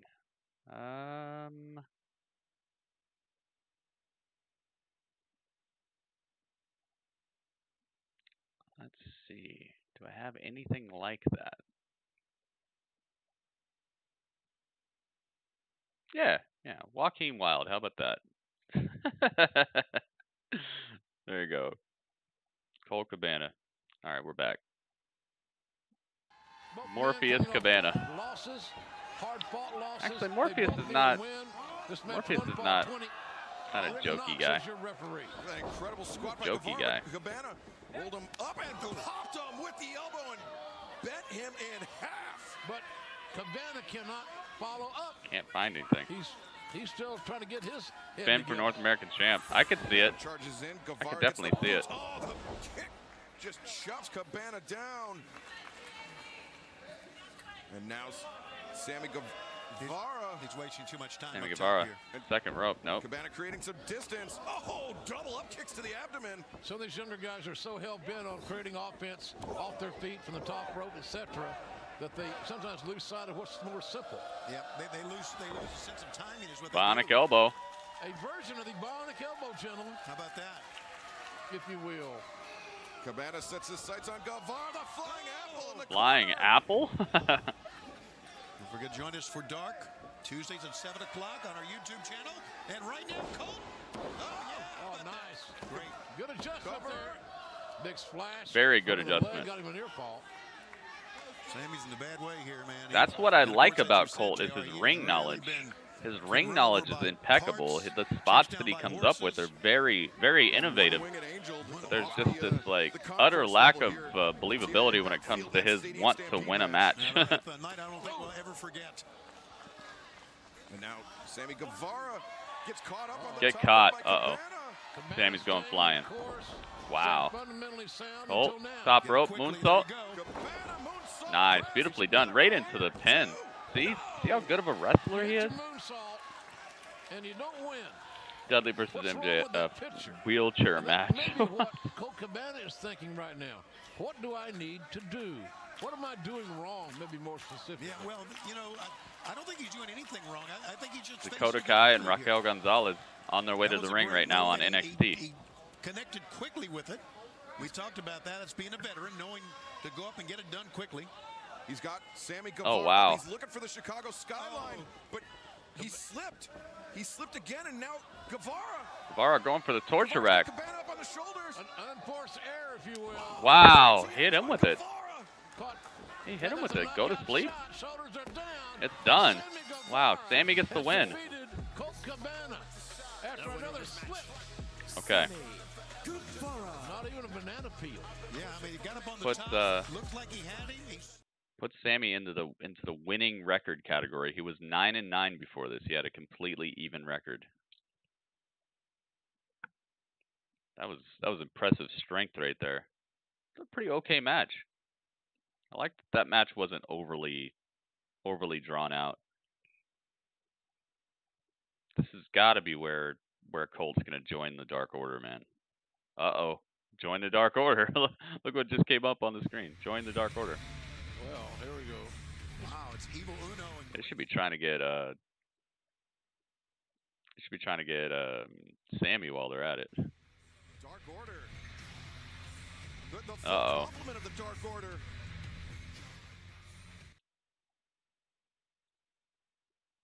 Is Brody Lee? Yep, Brody Lee's here. Oh boy. All right, Sammy, you got to go.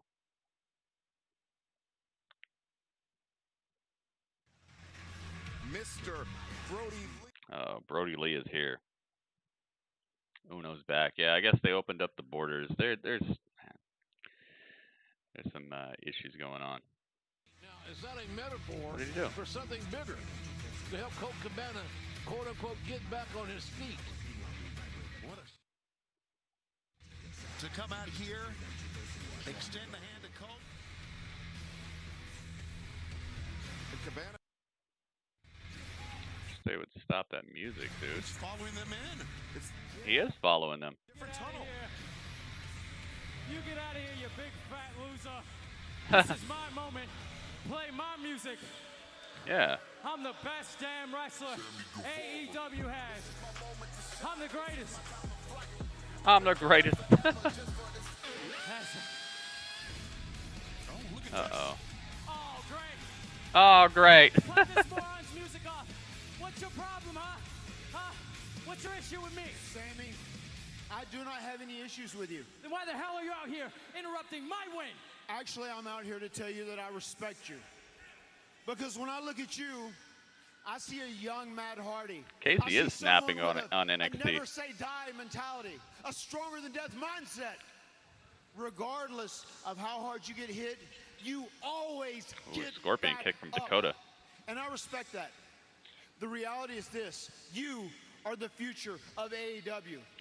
But I'm going to offer you some advice. Detonation kick by Dakota. That's To done realize with. your maximum potential, Dakota wins. you have to get away from Chris Jericho. Trust me when I say that, Sammy. Trust me. Oh.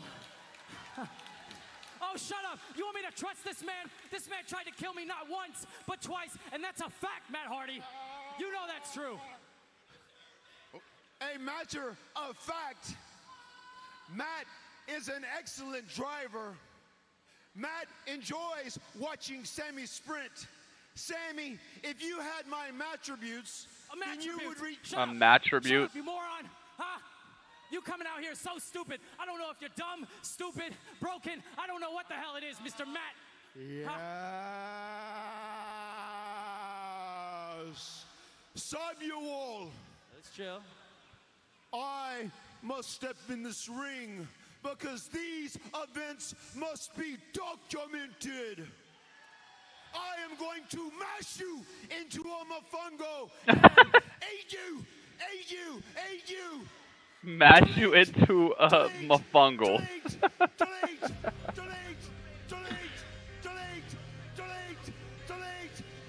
So he's got 52 theme songs.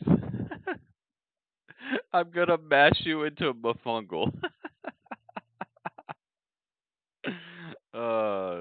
Yeah, Caden Carter did try to save Casey, but that's a bad idea. So Dakota Kai picks up the win over Casey Catanzaro. Oh, we're at the bar with the bad boy, Jelly Nutella. From wrestling John Moxley in the main event to kind of just faded into the darkness. El Hijo's gonna be up here.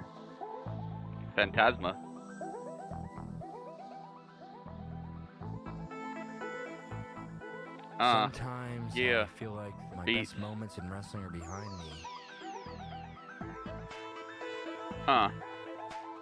We got beats. Yep, that's jelly Somewhere Nutella. along the last 6 months or so, I kind of lost my direction. Joey? Sonny? Sonny? Hey, you in a ride, boo? What are you doing here? Hop in. What are you doing here is the real question. I've been drinking. Huh? You've got to be kidding me. That's crazy. What a coincidence. Nice car. That is a nice car. Sonny Kiss pulls up. Sonny Kiss and Joey Janela. Thinking of the first, I don't think it would be first, but it would be the first AEW gay storyline. Could it happen? Maybe. Joey Janela gimmick is poetry. I like Joey Janela. I like him way more after seeing the match last night that Halo let us watch. Train driver Dudley and Gritty. Hey, I have driven a train in a game before, and it was not pretty. I broke the train. I literally broke the train. I played one of those like super realistic train simulators where every button is exactly where it is in the train itself. Every gear, all the abilities of the train. It's like 0 to 60 speed is all the same. The real life tracks and all that. And I got in there, and I got the train going a little bit, and I did something wrong to where I broke the engine. I broke the engine of the train, and it just wouldn't move anymore. That was my driving of the train, but that was before I met Dudley. So maybe now together, me and Dudley can really do better. You know, get America moving. Train Sim World. I think that's what it was. I love games like that though. I love games that are so like just so simulation based to where it's like, dude, if you can fly a plane here, you might actually think about becoming a pilot or whatever. I like games like that. Plus, it's an ongoing joke on the Nitty Gritty, the gaming talk show I do every Thursday. It's an ongoing joke that like I always say like the best game ever is gonna be some sort of like farming simulator or train simulator or city building simulator, stuff like that. It's just an ongoing joke that I have. This is what I hope people can do, and I hope people can start understanding about AEW is the easiest way to enjoy AEW is just don't take anything seriously. I try the thing. I feel like people who are big fans of WWE, we've been conditioned over years to just take everything seriously because we're always looking to like find out what's going to happen next in a storyline. So everything we're like, oh my god, did you see that? That guy took the pin. That means that he's, you know, like we're so zoned in, we're so honed in on like the WWE style of wrestling. By the time AEW came out, we have this like take everything seriously attitude where the comedy is funny, but the stuff that's not comedy is just so prevalent that you just got to take everything so seriously. AEW is just joke infested. Like it is a meme factory. It is a joke factory. It is a wrestling company that's built more off of just having fun in the moment than super long-term storytelling and stuff like that so far. So if you just don't take it as seriously, you're going to have a lot more fun with it. After experiencing defeat at the hands of Chris Jericho and now Sammy Guevara, is that what's brought you here? Yeah.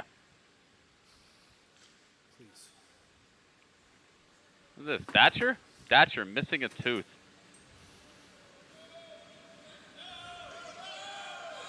The Dark Order. He went in the Dark Order's locker room. Wow. That's an interesting development, fellas. We saw him go down that tunnel. Please welcome the new NXT Cruiserweight Champion, El Hijo del Fantasma. All right. And the Luchador, proving that he was the best in the NXT Cruiserweight Was he the best? Championship tournament. There's a new Was he man the at best, the top though? of the 200 and Was he the best? Those Lucha Larsons came out. Kind of helped him out. No, Colt. See, Kenny was right. Don't trust Colt. See, I agree, Mo. I don't trust him either. Oh, what? Billy Gunn versus MJF next week? Oh my goodness. Could that be his first loss? Colt joined the Dark Order. That's what he needs to do. TNT Championship match next week. I'm glad they didn't put anybody's face on it. Defending the title next week here on Dynamite. After this brutal beating that we saw, we do understand. So wait. Okay. So let me ask you something. Because Cody said that he's issuing open challenges, does that mean everyone who ever holds the belt has to do that as well? That doesn't make any sense. If I put a stipulation on a belt after I win it, that everybody else has to follow that stipulation, I don't think that makes any sense. Dude, Billy Gunn is a monster. He's so deceptively large and deceptively good. He's such a good wrestler. I feel like he's one of those people who's never going to quite get all the props he deserves as a wrestler. Uh-oh, Drake Maverick. You're a phenomenal competitor. John Moxley's here, an too. Amazing cruiserweight. Uh-oh. And what we did last week was special. Hang I on. just wanted to thank you. How Thank much you. my neck hurts and for my the back amazing match hurts we and it had hurts to last sit week. on the toilet. That's got me on edge, but I'm really in Hey, a bad mood.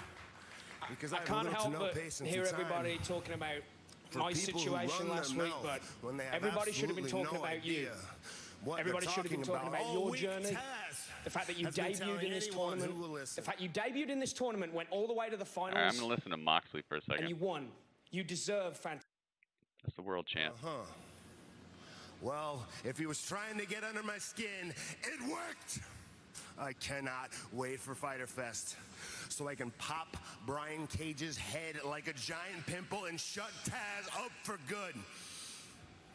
Do you know what separates me from the pack? Mashup promo, yep. I am one miserable son of a bitch. The fact that Brian Cage thinks he can beat me pisses me off. The fact that Taz thinks Brian Cage can beat me pisses me off. The mere idea that anybody in AEW or in this sport anywhere in the world could possibly think they could beat me pisses me off. It's what drives me. It makes me train harder. It makes me hit harder. It makes me more violent, less apologetic. With all due respect, Taz, you are one of the great trash talkers of all time. But in this case, there he is right now. Freaking deal. Educate me. Get this out of my face. Educate I'm sitting in my trailer, Exactly what you and I thought just hear you it's gonna chirping. do to me. I hear you chirping. Oh my God. Enough of this. Get Yep, yourself right. masked Get men yourself in. right, 'cause you're getting put out at Fyter Fest. I'm telling you. Look out! From behind! What a cheap attack! Oh my goodness. Brian Cage, this monster, this Oh, Brian Cage is destroying Moxley in the parking lot. Listen to those shots. I need to go. Oh my God. Oh, right into the garbage can. Into that barricade. Moxley never had a chance. Not at all. Not at all. Oh, Headbutt City. And Phantasma was behind it the whole time. Phantasma was behind the Lucha Larsons. That could have been Cage's head. That would have been the end of Cage's career. But, Moxley just tried to kill Cage. Oh no. This machine. Spine buster on the roof, on the hood of the car. And Drake Maverick gets destroyed with the Falcon Arrow. The Lucha Larsons have taken their masks off. Getting battered and fried here by this machine. Enough. Wait a minute, El Hijo took off his mask. Boy, do they ever send a message. Let's go.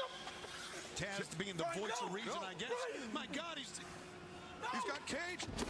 What the heck? Spine first. No. That windshield shattering the glass and maybe shattering of John Moxley as it leads into Dude, I wish both of these segments would not have happened at the same time. John Moxley for Fyter Fest now. Moxley is destroyed on the car by Brian Cage in the parking lot. And El Hijo del Fantasma has taken off his mask. His Lucha Larsons have taken off their masks. And they have formed a new faction in NXT. Time to set an example. That guy's a freak. Spanish Roman Anybody Reigns who is gets in back. the way, losers. Yeah, he took his mask off. Fellas. That was pretty hot right there. Look at this. That was pretty hot. I like that. I like both of those Dexter segments. was here.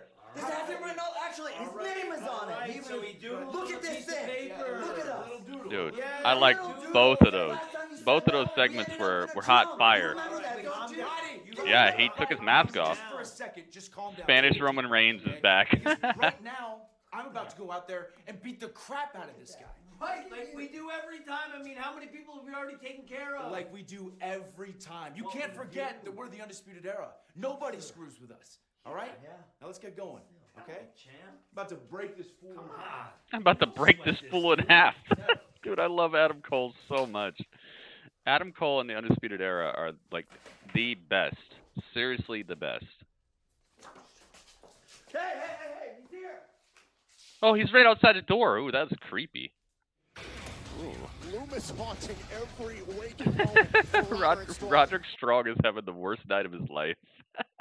Roderick Strong's living in a horror movie. Everywhere he looks, he sees freaking Dexter Lumis. Oh, that would be so creepy. Can you imagine if you looked out your window and saw Dexter Lumis just staring at you? Give me a break, dude. This is the worst night of his life. Only watches AEW, so he wouldn't know he has been without that mask for almost 2 years now. It happens. It happens, man. It's hard to follow all these wrestlers. All right, Mark Quen is here, and he's got Isaiah Cassidy with him. And they're hanging out with Matt. What did they call themselves? God, what was the name of it? I forgot what they called themselves. All right, Mox, you got to go. Spanish Roman Reigns has returned. Drake Maverick just felt the pain, and it has been revealed that he was behind all the Lucha Larson attacks and the kidnappings. All right, I actually have a really good picture for this match coming up here, so we're just going to use that picture instead of the on-screen things. Here it is. I really like the look of that. I hope they keep making it look like that. Looks fresh. When are they going to fix this title, dude? They can ship people from Canada to Florida, but they can't ship pieces to make this title look better.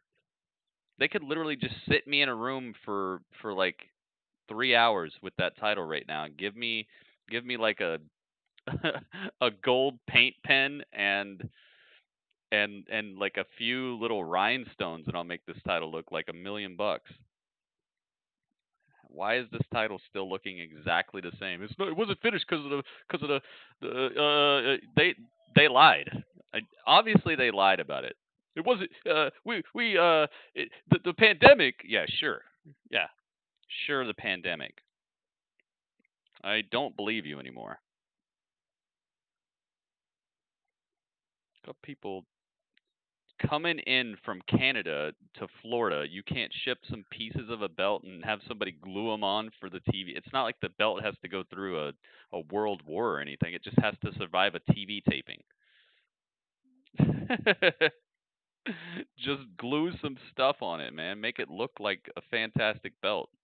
You got Arn Anderson, Tully Blanchard. You got Diamond Dallas Page. You got Billy Gunn. I'm sure between just those 4 guys, they have some ideas about how to make this belt look better. Thing looks like just a Gennaro belt. Maybe they retape it to be fixed. They're gonna use computer generated graphics on it. They're gonna CG it. I'm not saying WWE has perfect belts, but I am saying that like the excuse is kind of done at this point, because you've put on several shows with this title now, and you've actually like shipped and signed new people and everything. Like you got people and things coming from all over the world now. I'm not falling for it anymore. What happens to NXT UK show? It's on the WWE Network. What do you mean, what happened to it? I just don't do live hangouts for it because people just not a lot of people care about NXT UK in the base of people that hang out in my streams, so I don't really stream it. Dude, I'm tired. I bet, Game Maker, you've been putting the pedal to the metal. You've been going out and about.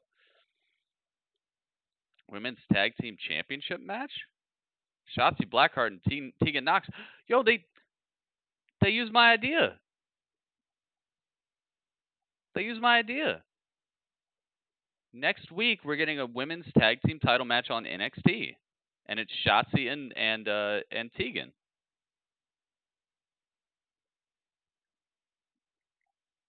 It's not even 8. That's what I'm saying, man. Be careful. Pushing the pedal to the metal, man. All right, so Dexter Lumis. Oh, this is the main event. I told you, man.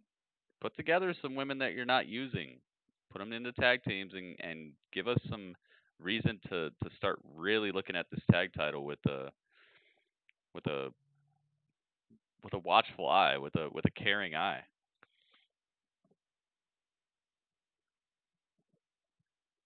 Cody's here. He's got all the pyro, and Dexter Lumis is here as well.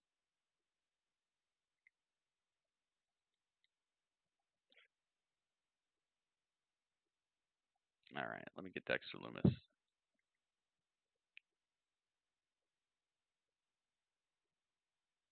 And Adam Cole, baby. He's going to do his entrance all over again. Probably. Adam Cole, baby. Ooh, that looks cool right there. Hey, it looks like my thumbnail for this very YouTube video. Dang, I did a good job today, man. Usual and somewhat ad-libbable offense. This dude is over here for a title match, still wearing these sunglasses. Scheduled for one fall or TV time remaining, and it is for the TNT Championship. Yep, 2 tag matches. First, the challenger from Brooklyn, Dexter is New York, intimidating. weighing He looks like $1 million bucks. pounds, Quen.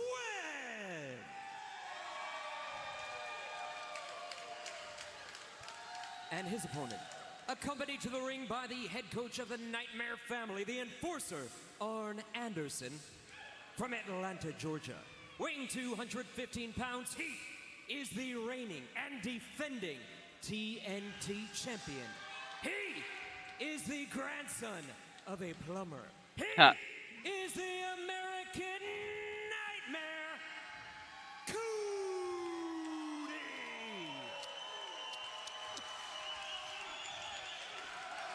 Your referee is Aubrey Edwards.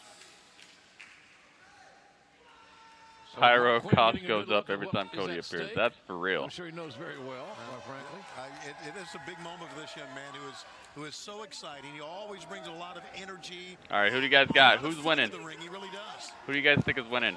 Mark Quen, Cody. The challenge here tonight really speaks to the open nature of the TNT. Who do you think is winning?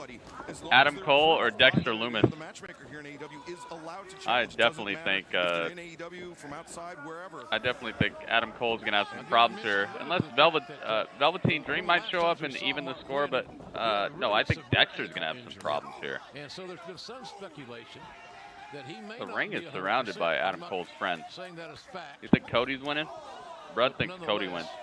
I hope that he's 100%. Cody and Adam. He's gonna have to be to win this match. Cody. Everyone's saying Cody.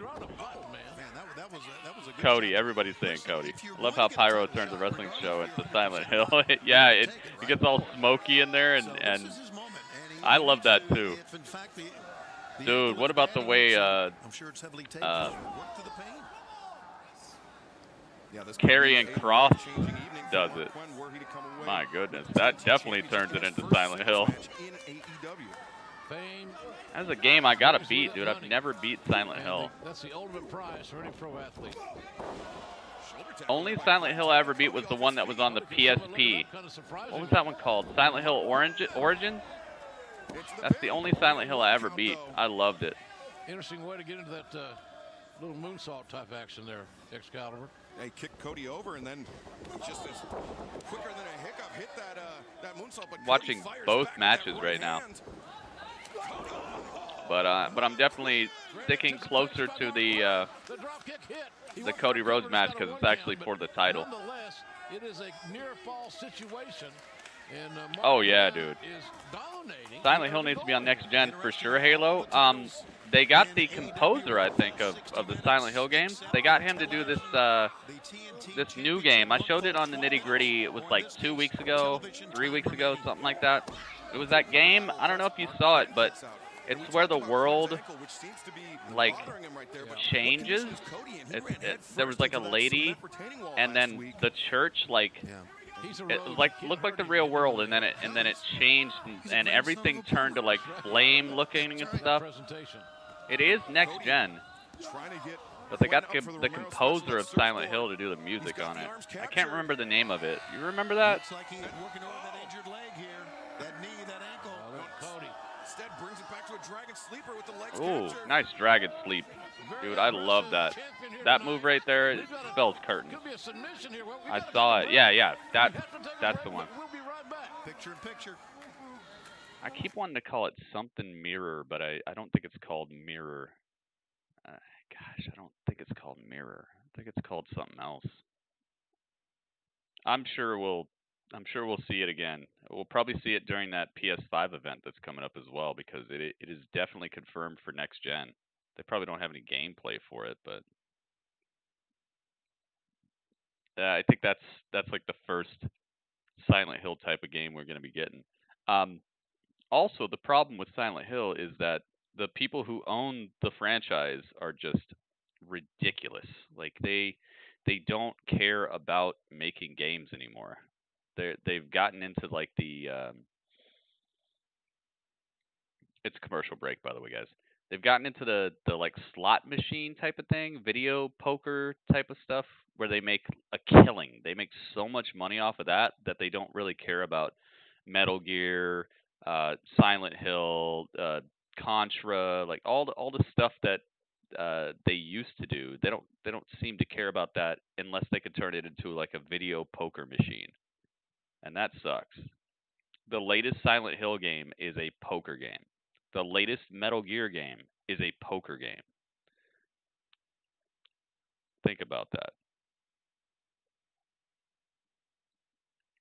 They can't do pyro in here. Yeah, they could do like little like dry ice or smoke and stuff, but not much else.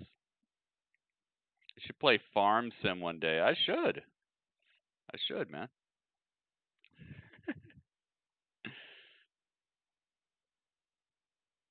Next gen Silent Hill, PS only. Maybe. I wish they would get wise to the fact that like there are a lot of horror games on the market, but there are some franchises that just are so iconic. Resident Evil, Silent Hill,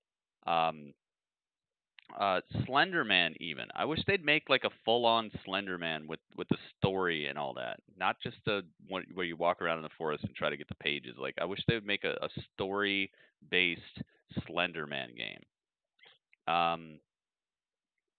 Freaking what else is like a horror? Oh, no, I already said that. Even The Evil Within has become a very good horror franchise. Clock Tower, oh my god. They just need to remake the first Clock Tower. Just remake the first one. And I know that I'm a little biased because I love the first Clock Tower, but honestly, that's a game that is overdue for a remake. They're remaking games that came out one console generation ago. They're already doing remakes for games that came out like 5 years ago. 6 years ago. How about you remake a game that's just a classic? Remake Clock Tower 1. Start a new franchise. And you've seen what Capcom can do with Resident Evil. Can you imagine if Capcom, because Capcom owns the rights to Clock Tower. That's who owns the rights to that series. Can you imagine if they did a full-on remake like they've done with the Resident Evil series? Clock Tower could be the next best thing. All right, we're back. Mark Quen on basically on one leg right now. visible limp just a second Fatal ago. frame. Oh my goodness. Can you imagine fatal frame like with a full-on like AAA AAA presentation right now? Cody going right back. He's got like a shark. I am the slender dead man. GTA 6, yeah. Ringmaster, I think they went extra hard with Red Dead. I think that's why GTA 6 is behind schedule. I think they put everything they had into Red Dead. Goodness gracious. Dexter, Lumis, and Adam Cole are killing it over here too. Mark Quen, no way. Wow. Ouch. Mark Quen catching a devastating upside down, inside out suplex off the top. More unsettled than Gritty playing Blair Witch game. If it happens. Dude, that Blair Witch game got me. That game was so scary it made me mad. They did such a good job with that game. Like, I'm scared to play that game. I'm scared to play a game. Like, something that I never thought I'd say, but that game is so scary. Beautiful. Shooting star, standing shooting star from Mark Quen. It was pretty darn clever. I like that. I liked it too. I liked it too, man. Uh-oh. I'd go for it. That would make you young and vibrant again. Dude, Dexter Lumis just clocking Adam Cole. Making Adam Cole look like a small boy in a high school football game. Ooh. Leaping Bulldog. Dexter Lumis, so boof, man. Mark Quen getting the 2 count on Cody. Slingshot suplex. Dexter going for the pin. 2 counts only. Oh boy, but he landed. He's hurt. He landed on his feet. Mark Quen, he's hurt his leg, dude. He's going to execute it come hell or high water, it seems. He wants to do it. Literally the same exact Apollo Crews booking. Wow. So easy. The Apollo Crews booking. You get a title shot, but you hurt your leg during the title shot. It comes in threes with this young kid. We've seen that before. But man, he's moving slower than Uncle Joe. Unfortunate, man. Unfortunate timing. Red Dead is a beautiful game.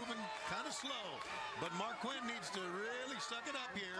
You see Aubrey Yeah, I like that, dude. You know, I'm all about factions. I want there to be more factions in WWE, and now we got one. Now we got one, and he's a champion. Perfect. And he's heelish. I love heel champions. I love factions. I got both of those tonight. That was amazing. One with his back first. That was, and it's a blind. Look at this. That was the second one. Ooh, Adam Cole with just a crack kick to the side of the head of Dexter. 1, 2. No. Almost simultaneous kickouts between AEW and NXT right now. Back in the old days, Arn Anderson yeah. managed this situation. Sucks about the Red Dead multiplayer. Dudley Simulator. You want to play as a little bacon? This really is ill-advised. Cody rolling out of the ring to try to evade Mark Quen. That's smart. Mark Quen's like, whatever, I'm still going to do it. Don't think I'm going to do it. Don't think I'm not going to do it. Holy crap. 450 splash on the outside. Good God, that could bust you up inside. Yo, you cannot say Mark Quen is not going all out here. Mark Quen wants this title. I hope he wins it, dude. Wouldn't it be crazy if he actually wins? For his family and be a bigger star in AEW. Look at this. That would be crazy if he actually won. Fearless. Just throwing caution out the window. Oh, he hit his leg first, though. Hit that leg. See that? That leg. Yeah, he came down on the knees. Opportunity awaits here. Can Mark Quen close this deal? Can he close this deal? That's a good question. And Quen, you could see Mark Quen going to the top rope one more time. He's lost the jacket. Look at this. Man, he is not the smartest thing to do. Cody's going to capitalize. Mark Quen on his offense. He's up to the top. Shooting star press. No, Cody. Nope, caught you. And now he's gone after the leg. Smartly realizing. Oh, got like a, oh God, look at that. Smart stuff from Cody. Wow. Cody wins again.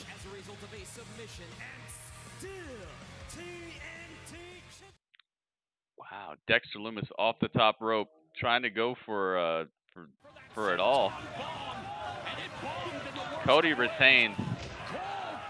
Cole gets caught out of the Panama Sunrise, and now Dexter's got the. Cole, so smart. Nope, can't get out of there. Look, he's stuck. Oh my God. So smart of Adam Cole. Last shot. That's done. Done. Adam Cole wins. Here is your winner, the NXT champion, Adam Cole. Adam Cole wins. Little bit of help from his squad, I would say, but definitely a pretty dang good match. Dexter Lumis came in there against 3. He had to know. And then Smart Quen gives Cody a handshake, and Cody holds up the TNT Championship.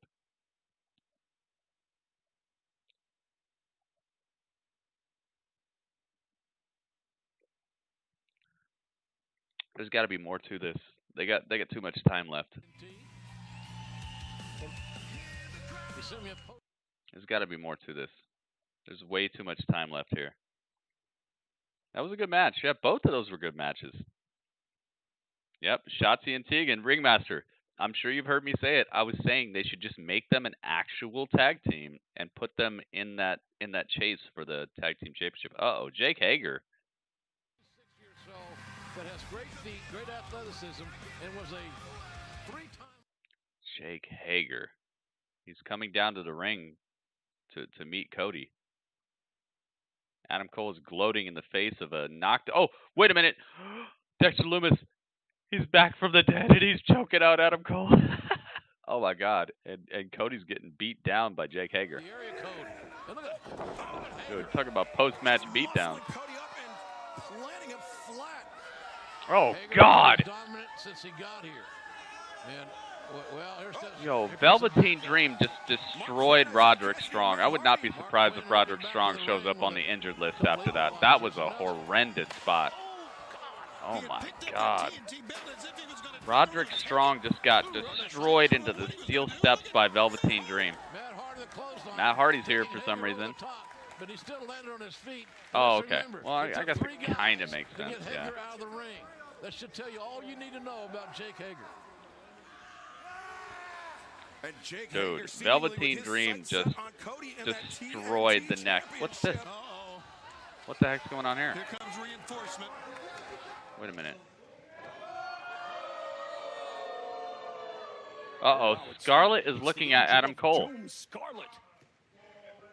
No. Dude, Scarlett is staring. No. Not already, no. Not already. Not already.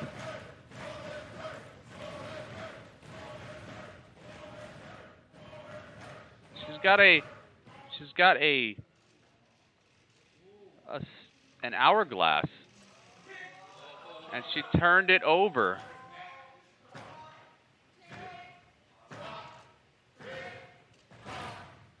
Hear the crowd tick-tock. It appears that Scarlett. Wow, dude, that gave me chills. That was a chilling vision. Adam Cole is the end of Cole's record-breaking reign as NXT champion near.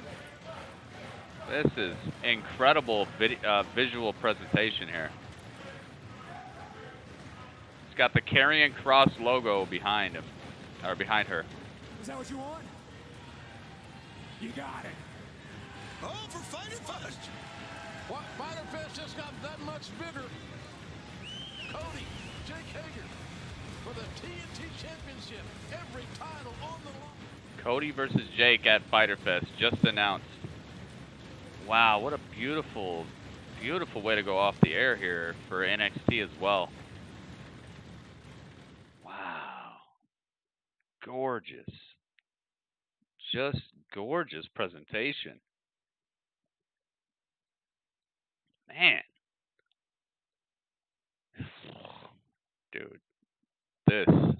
This is why Wednesdays are just the best. I love Wednesdays. Wow. Yeah, Adam Cole, you better get ready. You better, I don't know what to do. You better bring your friends. Oh goodness, man. This was such a good Wednesday. My goodness. Let's have a little talk about it. Just a little talk. Just a little talk, guys. I don't see anything budging here, but let's find out.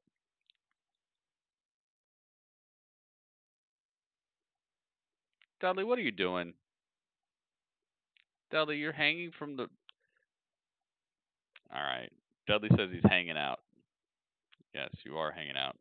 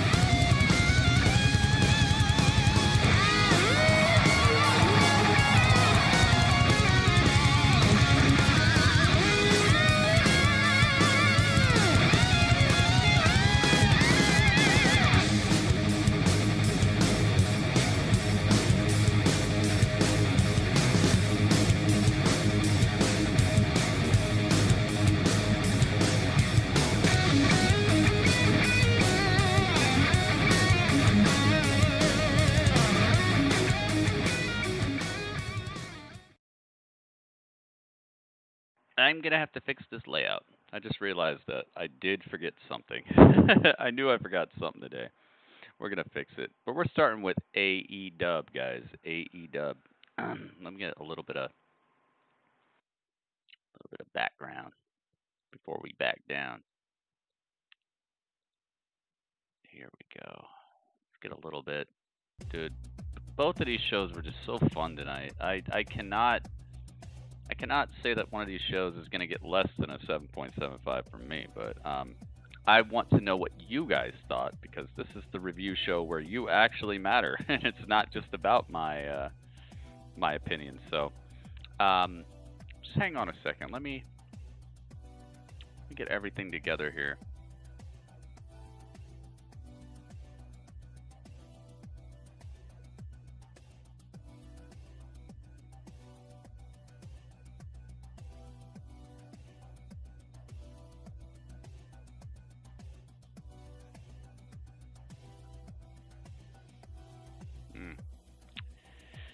Keep thinking I'm hearing something. I don't know.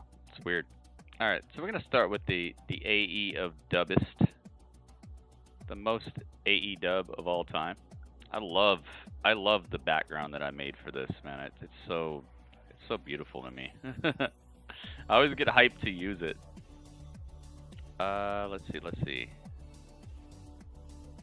All right, you gotta go. La la la la la la la.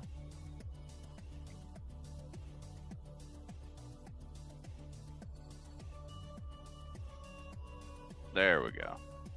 I think this might be one of my favorite layouts I ever made. Let's get Asuka and Drew out of here. La la la la. Would you say the background music is too loud, or is it good, guys?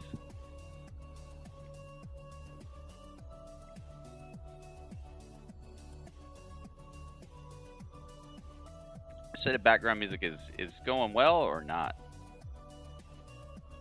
He behind you, Gritty. Who's behind me? Who's behind me? I don't see anybody.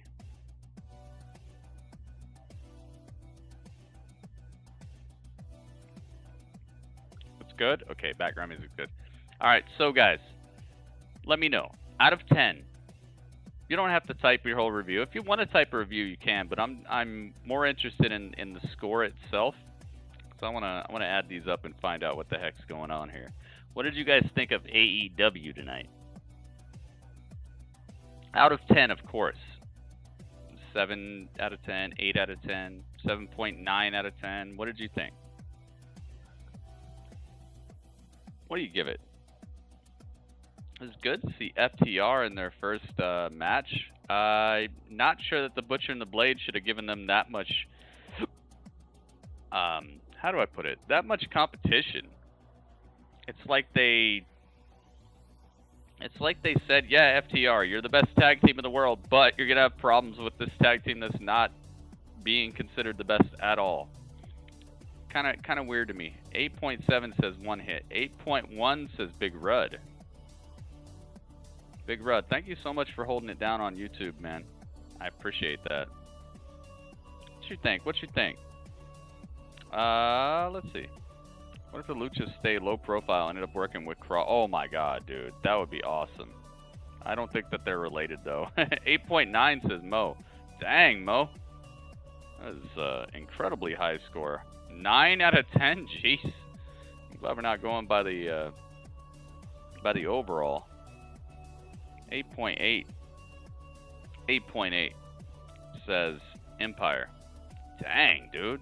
You guys thought this was like the best episode of NXT or of AEW of all time? Seeing some like as high as it's ever been, higher than it's ever been ratings here. This was the best episode of AEW to you guys?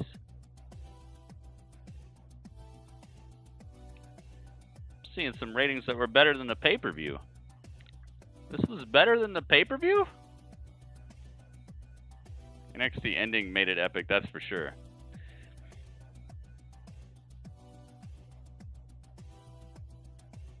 Ranked more than me, I know, right? I'm giving him the 9 because this is as far as I know, it's like his first review that he's done here. So I'm gonna let the 9 stand. I'm not gonna bust you down to 7.75, but in the future, Tobias, please be a little more conscientious, because giving anything a 9 out of 10 means that there's only like a little bit between it and the perfect show.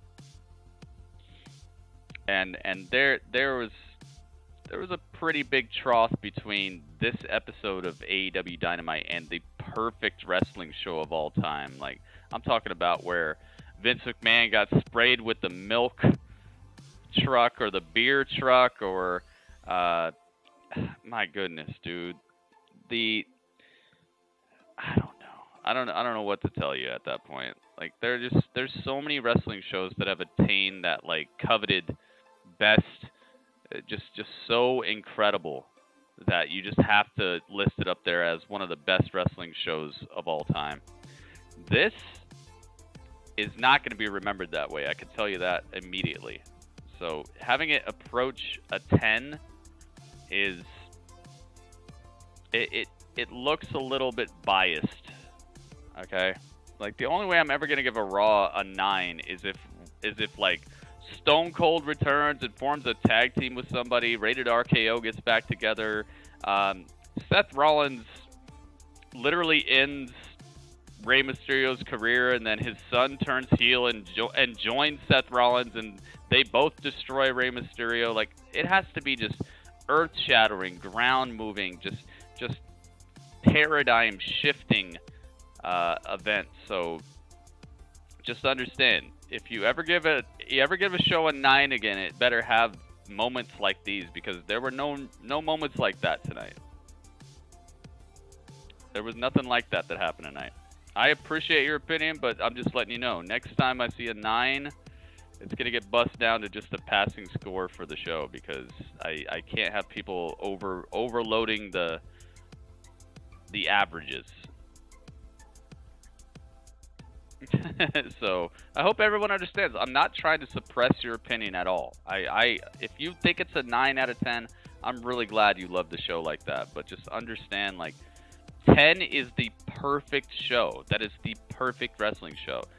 So if you're giving a show a 9 or a 9.2 or something, that means you're saying that it's just a sliver away from being the perfect wrestling show of all time. And I would say that this show did not have that. Neither show had that.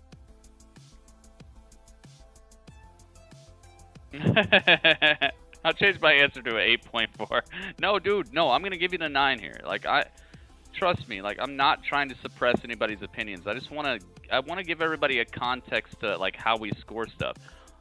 0 would be, like, the worst thing ever. 0 would be, like, the show starts, and then they tell you all the wrestlers are on strike, so there'll be no show. A 5 would be like a normal SmackDown where Roman Reigns is in the main event versus Baron Corbin. You get a lackluster tag match that ends in like a disqualification. You get a storyline nobody cares about. No backstage segments. No interviews. No outside segments. No cut promos, no investment, no, just literally like a just let's get it done type of show. A 5 would be just middle of the road, like just everyday SmackDown from like a year and a half ago. You know what I'm talking about. Those SmackDowns where when it ended, nothing happened and where we're right back where we started. That would be like a 5. Just middle of the road, nothing great, nothing horrible, but just middle of the road. Perfection would be like the freaking it was me, Austin, it was me all along, you know, the reveal, or Stephanie McMahon, you know, the reveal that Triple H married her when she was passed out or whatever. Like a show that's that iconic that, you know, is going down in history forever. Like this will be a wrestling moment. That's where you can start getting 9s and 10s. So I hope people understand the rating scale that we do here. That's the main reason that I'm bringing this up. Is just I hope people understand the scale. When you start getting into 9s and stuff, that's where it's like, dude, is this really going to go down in history? NXT Invasion, yeah, stuff like that, you know? So I appreciate it, but just know, if I see a 9 next week, I'm going to remember. Or not next week. If I see a 9 on Friday for SmackDown, I'm going to be like, nah, man, nah. Elijah says 8.1. Okay, let me add the 8.1 to that. I'm not just explaining this for you either. I'm explaining this for everybody. There are some people who need to know. Spicy chicken sandwich. From where? Checkers? Oh, dude, that's what Mo had. That's what Mo had, right? Yeah. Yo, you guys are on the same wavelength. We're starting to meld, mind meld. Ronald McDonald, what's up, man? What a name. I am so glad we didn't actually see Karrion Kross. We just saw Scarlett, and she just turned the thing over. But we're going to talk about that in a second. This was a smooth episode of Dynamite. I feel like they're really getting in the groove. I feel like they're learning how to run a smooth wrestling show quicker than any other promotion. It's so smooth. Like, tonight was just clean. Matches were clean. Very little botchiness. Don't understand why they feel like they got to throw every single woman into women's matches. You can't just have like a singles match and just work on some promo stuff to put other people over a little bit more. Like, they have to just shove people out there. I don't know why they did that, but I really would have liked if FTR would have had a more thunderous debut. Not sure that I agree with them having a competitive debut. You know what I mean? Like, it's like, dude, they're the newest, hottest thing on the scene right now, and they got to go bell to bell, toe to toe all night with the Butcher and the Blade. Like, Butcher and the Blade, they're not bad, but it's just a little strange to me. Like, it just didn't hit the right note. It wasn't. I don't think people are going to be talking about FTR tonight, you know, and that's the problem. You have the debut of the greatest tag team in the world right now, and that's not going to be what people are talking about tonight. That equals a problem with the booking, right? To me, that equals a problem with the booking. You didn't book them well. Can you imagine if tonight was the debut of the Undisputed Era? It would everybody would be talking about it. It'd be everybody's thumbnail. It'd be everybody's talking point on Twitter. It'd be everywhere. But FTR, they debuted with like kind of a whimper, not a bang, kind of like a sizzle. Like, you know, you light a firework and it goes, and then the smoke comes out, instead of doing the thing that's on the package where it says it's going to blow up and do all this cool stuff. It was just a whimper. Like, it was an okay match, but it wasn't the best tag team in the world debuting for a rival company. So I don't know, man. Like, that really rubbed me the wrong way. That really rubbed me the wrong way, and that took a little bit of a point off for me. Because they got themselves a hot prospect, and they're treating them like just day to day.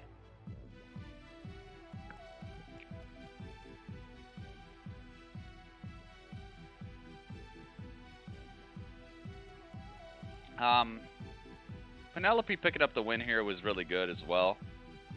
I don't like Nyla getting tossed around, but if she's gonna get tossed around by anybody, it better be your world champion, and that's what they did. So I guess that's all right. I ended up kind of liking the match by the end, but I just want Nyla to be a beast, man. I don't want her to get fed a bunch of like no-name local talent. But on top of that, I don't want her to be in these super competitive matches either. I want her to take Chris Statlander and just slam her through a table or something. Like, she needs to be a beast. I'm not seeing that beastliness. Having the Murder Hawk in the crowd and just sitting there, it's kind of weird to me. I like the Jon Moxley stuff. That was really cool. Brian Cage destroying him, Taz coming out, getting in his face. They made Jon Moxley catch that destruction tonight. I really like that.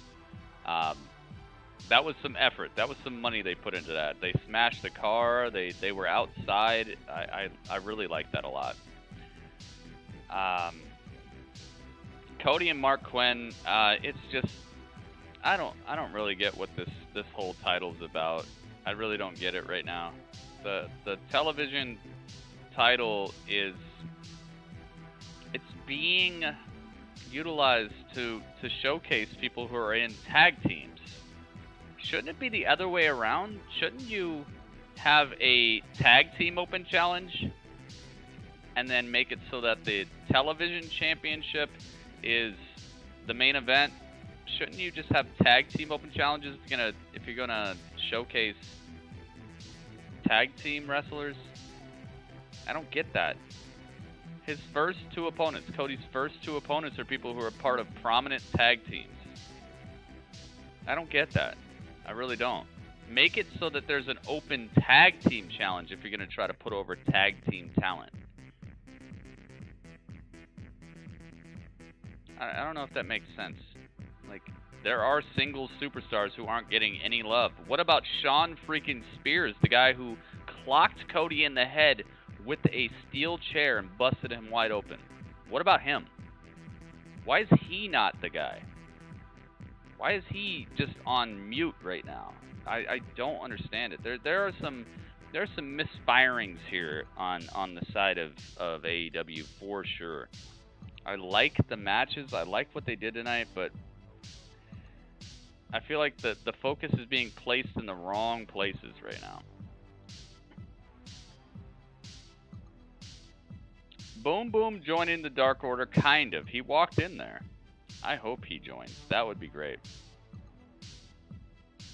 Sean Spears, yeah, what the heck, dude? Why wasn't he the first ever person to fight for the television championship? They have so many single superstars who are just sitting there doing absolutely nothing right now that it makes no sense that they're utilizing a singles championship to showcase one part of a tag team now. Like, what are you doing? That's like me, okay. That's like me being a computer salesman, okay? I sell computers, but I have a sale. I want you to come into my store and buy computers, but I put one piece of a computer on sale. Not the whole computer, just one piece of the computer on sale.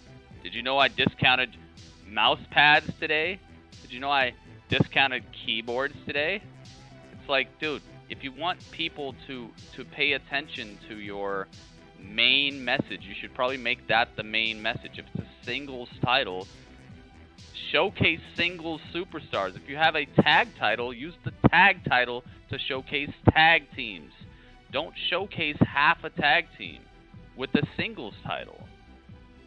It makes no sense to me. I don't get it, and it's not helping me to, oh my god, now Jungle Boy, now his tag team should win. Like, what's going on, man? I've discounted, yeah, I've discounted the A key on keyboards, half off A keys. It makes no sense, dude. If you're gonna have a freaking sale on computers in a computer store, you should probably make a sale on computers. You should probably showcase what you sell, showcase what you're about. Cody has a singles title. It should be there to showcase their singles talent. You have a tag title. Use the tag titles to showcase tag talent. Unless you're planning to break up these tag teams, I don't see any breakup happening in Jurassic Express or the Private Party. So you're just spinning your wheels, and you're making it. Oh, everybody's going to be talking about Mark Quen tonight. No, there are some booking mistakes that are happening all over AEW. So I have to talk about them. I have to say it, and it happens everywhere. It's happening in WWE as well. But we're doing the AEW review. I have to give this show a 7.8. 7.8. I think this was a good holding period for AEW. Nothing too ground shaking. The most ground shaking things that happened were Matt Hardy addressing Sammy Guevara, telling him he needs to get away from Chris Jericho. I like that. I like that might be a storyline coming up, because obviously Matt Hardy he's epic. He's a Hall of Famer. He's an incredible wrestling mind, and his gimmick it's all over the place, but it makes sense sometimes and it works sometimes. Sammy Guevara, same thing. It works sometimes. He's comedic. He's fun to watch. He's incredibly talented. He had a great match tonight. I'm interested. That was cool. Also, Colt Cabana, it's crazy to say, but one of my favorite parts of this was Colt Cabana tonight. And the thing that's crazy is both of those were the same portion of the show, basically. So everything else, Jericho on commentary was fantastic. I love Jericho on commentary. I love the Brian Cage beatdown in the parking lot of Jon Moxley. I love Jon Moxley's promo before the beatdown, actually. It almost seemed like Jon Moxley was on the hunt for a title. You know? It's like he made Cage seem like the title, kind of. He's like, I'm sick and tired of this guy, you know. It's like he had that same spark that he has when he's chasing a title. I like that. And then FTR opening the show. I really think that they pulled off a pretty good match. Some botchiness here and there that might have just been mistiming. I'll chalk it up to that. I'm not going to say that FTR sucks. They don't suck at all. But having them have a competitive match as their first match just immediately puts them in that, oh, they're just as good as everybody else and just maybe a little better than Butcher and the Blade, which is not something you want to say about a tag team in AEW right now. So overall, I got to say that there are some things that really brought my score down, but 7.8 is where I'm going to stand on. I think that sounds like a very fair score for this. I would love to go above an 8. If FTR would have destroyed the Butcher and the Blade, maybe I'd be above an 8 right now. Or if they would have just umphed it up. And plus, MJF was awesome tonight. As always, MJF was awesome. So that helped him out as well. That might put me to a 7.9. I'll stay at the 7.8, but MJF killed it too. It's UE's time about to run out. You think so? Oh boy. GTR, Gritty the Revolt. Yeah, they messed up tonight. They had a chance to make a devastating looking tag team, but instead they gave them a competitive match and had them cut a promo that ended in just weirdness where everybody jumped in the Kip Sabian. What does Kip Sabian have to do with the FTR or the Young Bucks? There's like no correlation, but it turned and Kenny and everybody. It's like they just gotta get their little appearance. Hey, you see me? I'm here. Like, come on, man. Just tell a good story. Don't. People will be just fine if they don't see Kenny for a week. People will be just fine if they don't see Brandy for a week. They're everywhere. Although I think that Brandy has a little bit bigger part of the storyline right now than Kenny, honestly. This was a show that passes. It definitely passes. It definitely gets the point as far as I'm concerned. I would recommend to watch this, but if you miss this episode, you're probably not gonna have any trouble watching next week. You know, that's kind of how I rate these things. It's like, yo, if I missed this episode, would I be lost next week? Would I feel like I missed out next week? And what's gonna happen next week? What did we see this week that changed things, that made it so next week you're going to be like, dude, I'm so glad I saw what happened last week? I don't see it. There's a bunch of really cool things that happened, but nothing that changed the world except the two things I talked about. Matt Hardy egging on Sammy, but that's not even conclusive right now. He told Sammy he needs to get away from Jericho, and Colt Cabana joining the Dark Order. As much as I want that to be like a major storyline, it's just major in the context of AEW. It's not really doing much. So I would say this is a slightly must-see episode, but definitely not something that I would say, yo, you gotta see it. So there you go. It's a 7.8 for me. Let's add these up and let's find out. That was my explanation of my score. I feel like I have to explain my score, that's for sure.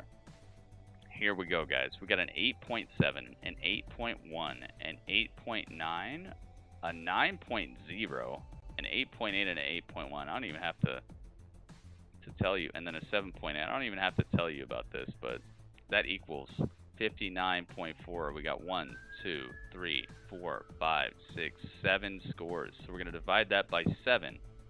And our overall is 8.48. My goodness. 8.48. That is a definite point for AEW tonight. That is a definite point. Goodness gracious, dude. They blew it out of the water tonight.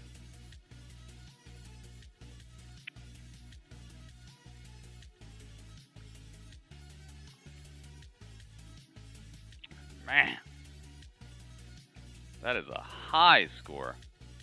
Raw is still in the lead, but goodness gracious. Yeah, that was easy. This was a good show. I think it's worth a point, that's for sure. Good stuff, AEW. That's some good stuff right there. I liked it. Let's change. Yeah, we gotta get Shayna out of here. Shayna's not on any show right now, though, so she might as well be on NXT. Shayna's nowhere to be found.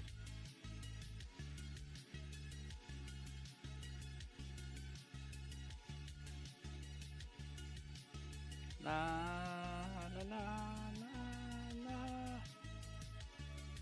There we go. Alright, NXT.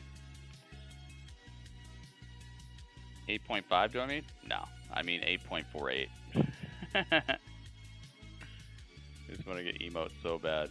They might, but Raw is right there. So NXT defeat AEW in the ratings tonight. I don't really care about how many people are watching a show. I don't really care about that stuff.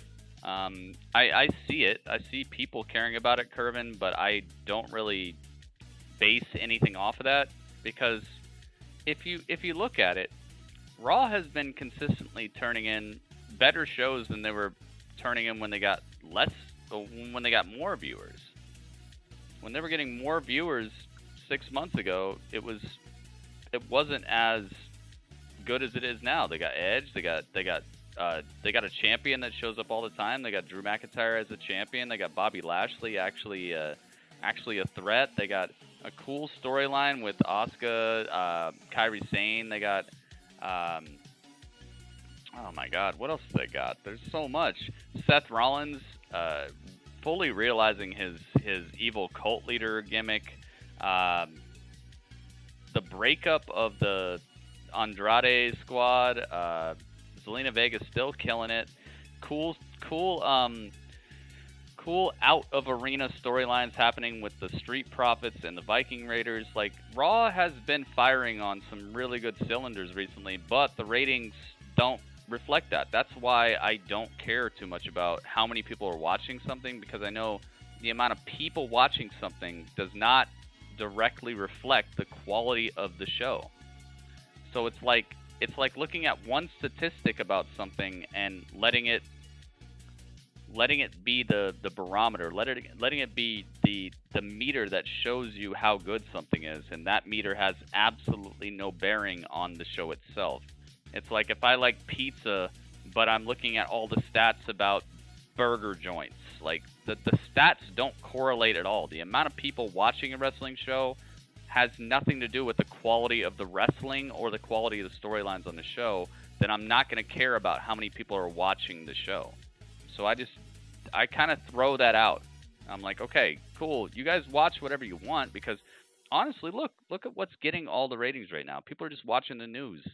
People are just watching Fox and CNN and all that stuff. And is that better? Is that a better wrestling show to me? No, because I don't care. I don't care about how many people are watching something. I watch the show and I see if it's good. So, in response to what you said, Curvin, and this is something that I have to say quite often on this broadcast, I don't care how many people watch a show. I don't care about the ratings. If they get super low, then I kind of am like, oh, God, what's going on here? But the ratings themselves have proven that the ratings have nothing to do with the quality of the show. 1 week, AEW will get 800,000 people to watch it. Next week, they'll get 700,000 people to watch it. What happened to those other 100,000 people? I don't know. It's not the quality of the show, because the show is quality. 1 week, NXT will put on a show that I feel doesn't really have much of a hook to it, or any like a gigantic reason to watch, and they'll get 750,000 people to watch it. And then the next week, they'll put on a show that has 2 title matches, an appearance by a big league superstar, a re-debut of a tag team, and they'll get 715,000. They'll get actually like less viewers. The amount of people watching a show has no bearing on how good that show was, because it's a snap knee-jerk reaction, and it does not represent the quality. So that's why I don't care. So I don't care. The amount of people watching a show absolutely has nothing to do with how good the show is. What I care about is how good the show was. That's like everything, right? Like, if you go into a restaurant and you ask the waiter, hey, man, what's the best thing on the menu? And he just gives you the thing. He just tells you the thing that everybody's been ordering, and it sucks, then it sucks. Who cares how many people ordered it? Oh, sir, you should definitely have the hors d'oeuvres de la escargot. They are the greatest dish, and everyone orders it. And you order it, and it tastes disgusting. All of a sudden, you're going to look around and be like, well, I guess everybody ordered it, so I guess it's good. No. You got to have your own taste. You got to have your own ideas. You got to have your own reviews. You got to have your own brain in your head. Who cares how many people ordered the hors d'oeuvre de la escargot. No. Okay? I don't care how many people ordered it. I want something delicious. They already got deals, dude. USA and WWE, they go way back. They already got deals. It doesn't matter. Plus, they're still pulling more than your average television shows, so it doesn't matter.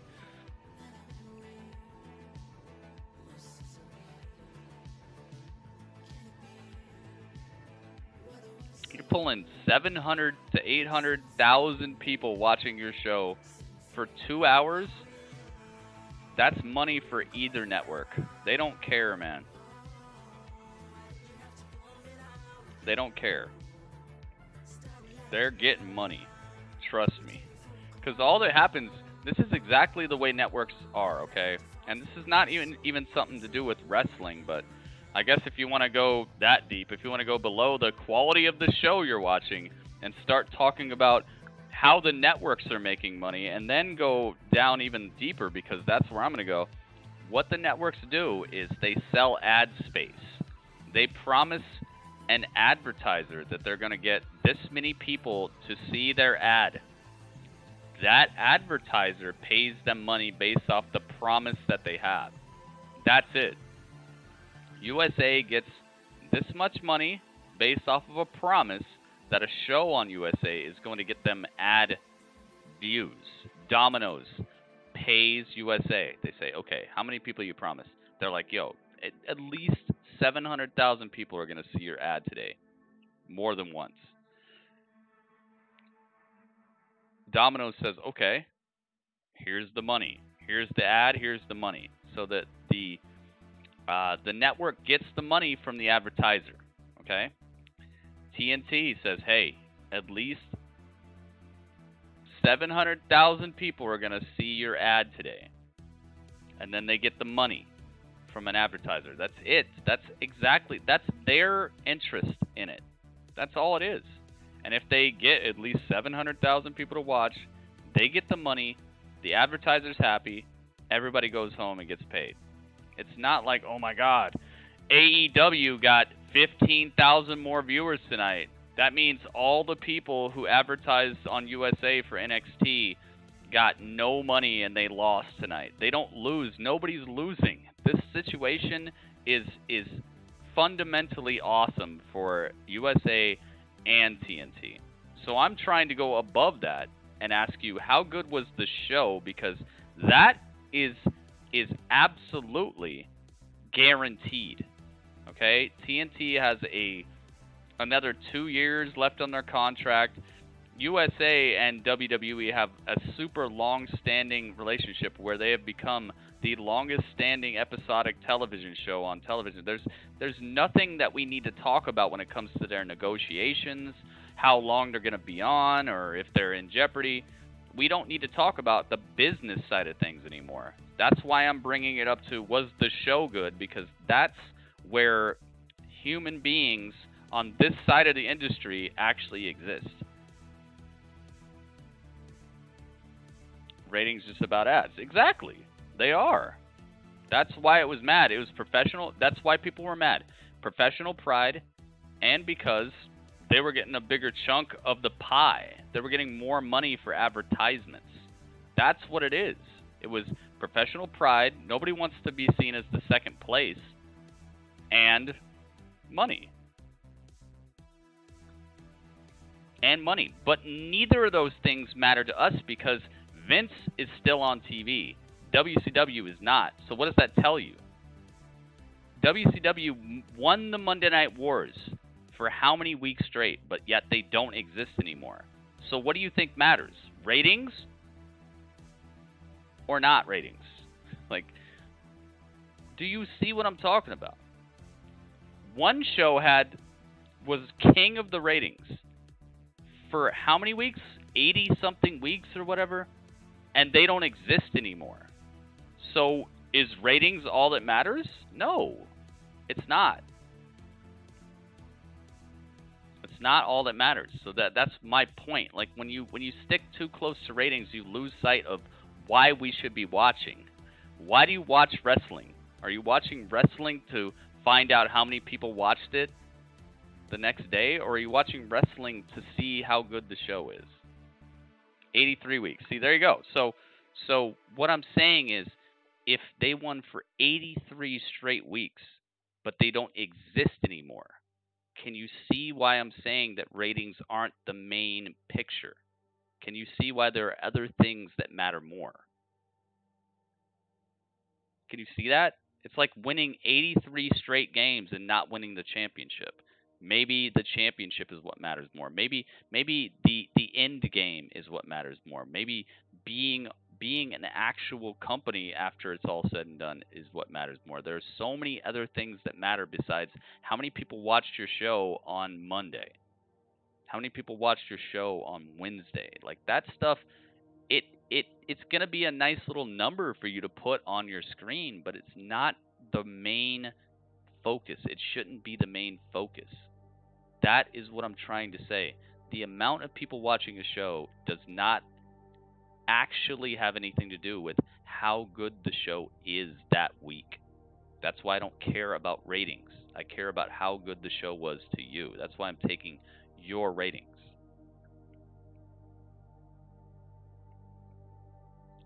It's bragging rights. It matters to companies. Exactly. That's what I'm saying, though. So it should be about bragging rights. It should be about the people behind the scenes, how hard they're going to try to make a good show. It shouldn't be about the numbers of people. It should be about what they do to make their show better, right? It should be more about what the shows do to make their show epic, to make their show happen, to make their show something to watch.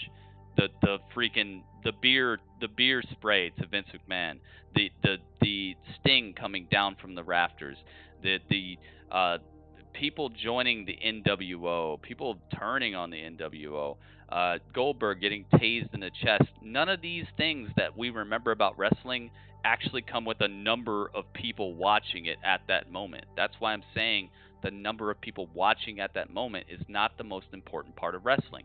Do you know how many people watched WrestleMania 31? Do you know how many people watched WrestleMania 35? Do you know how many people saw the moment where Ric Flair got "I'm sorry, I love you" super kicked in the head? You don't think about ratings when you think about epic moments in wrestling. That's why I'm trying to tell you, wrestling is bigger than ratings. It's better than ratings, and that should never be somebody's main idea of how good a show is.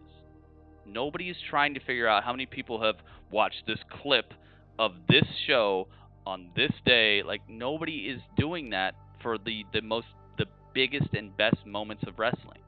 The moments you remember, Eddie Guerrero, all that stuff, has nothing to do with numbers. Oh my goodness. Kid Dinosaur, thank you, dude. Think about your favorite moments. Think about your favorite moments in wrestling. Do any of them have to do with the number of people who are watching on television? No, they don't. The Montreal Screwjob, Hogan versus The Rock at WrestleMania, freaking and not even like your favorite moments, but the biggest moments. Roman Reigns announcing he's got to leave because of leukemia. The return of Dean Ambrose. Ultimate Warrior walking out here. Like, none of your favorite moments of wrestling have anything to do with how many people were watching on TV. They're just good moments. They matter. They're fresh. They're cool to you. They made you pop. They made you cheer. They made you cry. They made you laugh. They made you hype. They made you jump out of your chair. That's my point. Wrestling is not about how many people are watching somewhere in Idaho. It's about the moments. It's about how good it really is. Nobody's trying to figure out how many people were watching when it was me, Austin. It was me all along. It was just an epic moment. It doesn't matter how many people were watching it.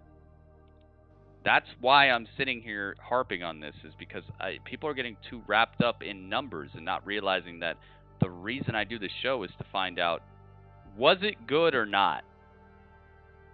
And I always get caught up in these discussions about ratings, and it's like, I don't care, because by the time I find out how many people watched it, I've already seen the show, so I have a genuine opinion of how good it is. And that's what I hope everybody will understand. I'm not saying ratings don't matter. It's just they shouldn't be the driving force behind if you think a show is good or not. Because they never were before. They never mattered to you before.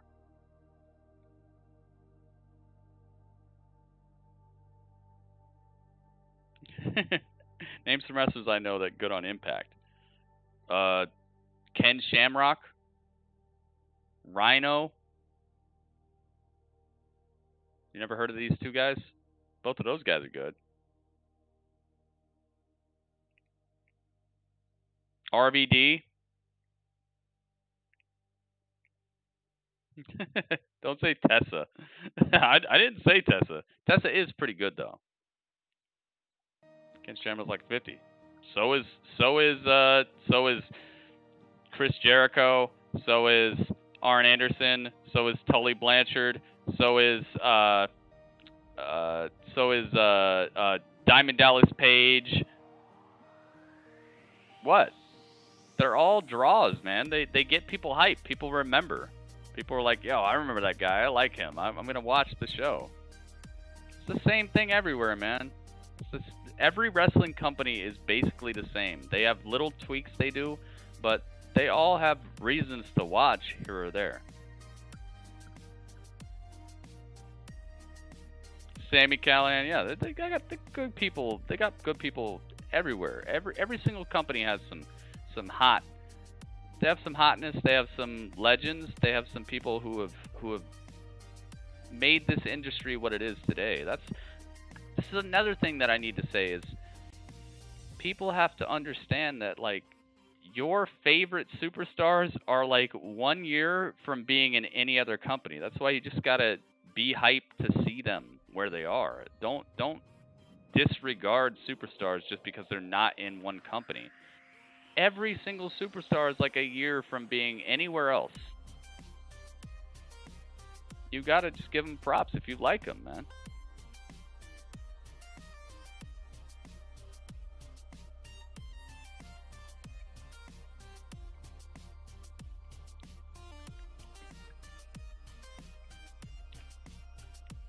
But anyway, that was a really good question, Curvin. I'm glad that you spurred on like a 20-minute conversation. Impact used to be boring, but nowadays they're getting back up. It's actually interesting to watch. I agree, Temezi. I feel like people asked me to watch it because they saw that it was getting interesting and that I should maybe start looking at it. And I've started looking at it, and it's a clean show. It's fun to watch. I've been having fun. I haven't tuned into one episode of Impact so far that I regretted watching or that I felt like I was wasting my time. There have been a couple episodes of like SmackDown or Raw that I've watched where I was like, oh, goodness, man. That was... Man, I could have been playing God of War or something. I've felt that. I've watched a couple episodes of Raw, not recently, but in the past where... Holy moly, man. By the time the 3 hours was over, I was like, man, I could have been doing something else. SmackDown, same thing. I can't say the same thing about Impact. Impact, I've felt like, okay, I'm glad I watched that. Now MJP, that yeah, it is real wrestling, but it's all real wrestling. That's my point, dude. You gotta think like, okay, the Murder Hawk came from New Japan. Jon Moxley is United States champion in New Japan. Kenny Omega was multiple championship holders in New Japan.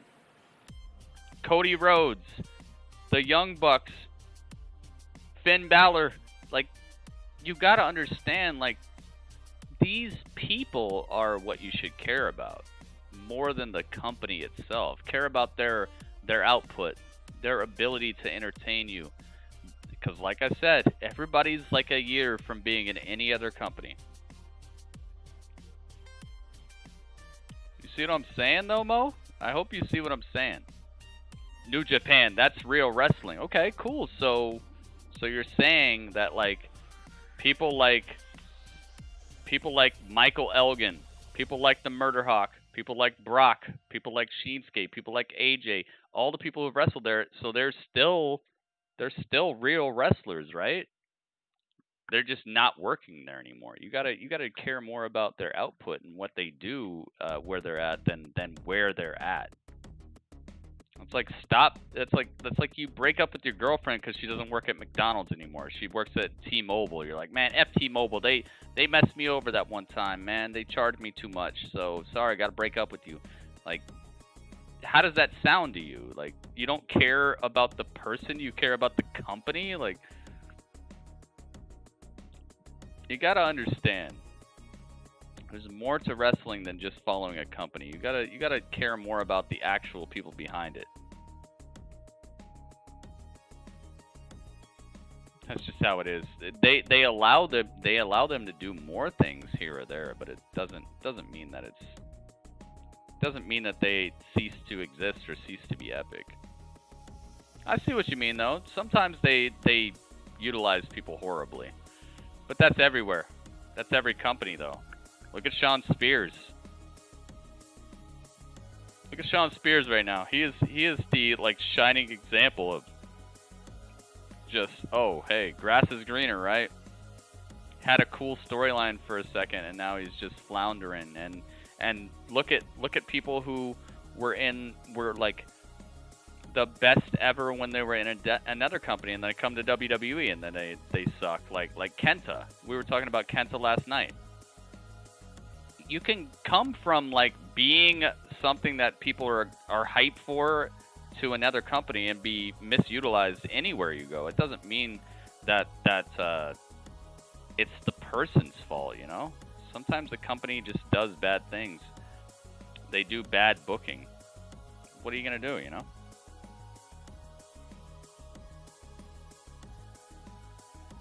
Yeah, his debut was awesome. Kushida, yeah, a bunch of people.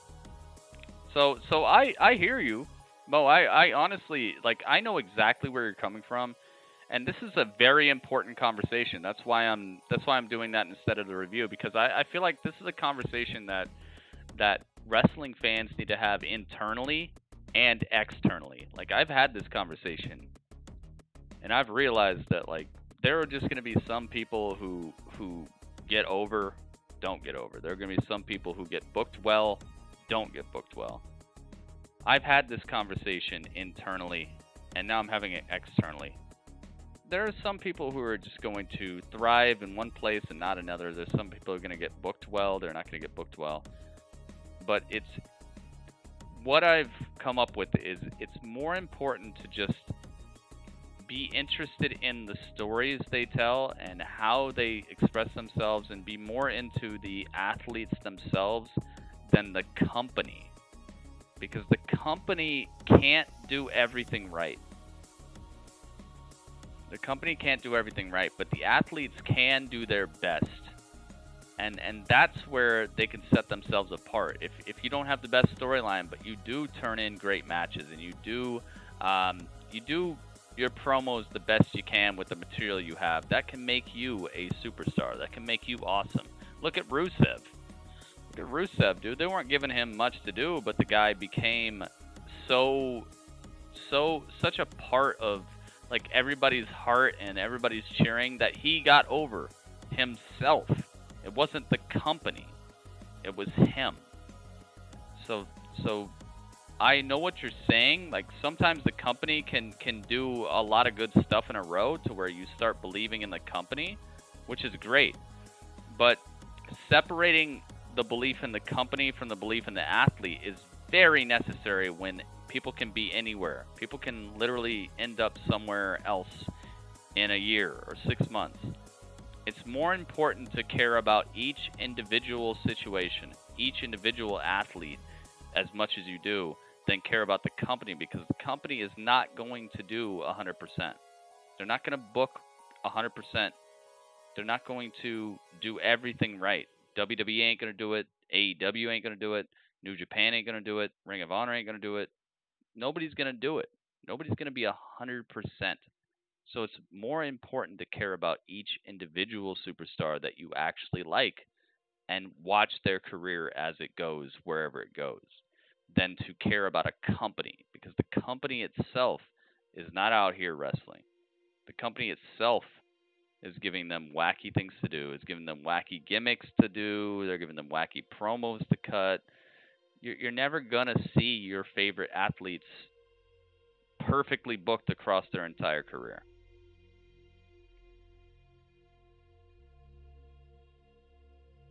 That's it. You got to care more about the wrestlers than the companies.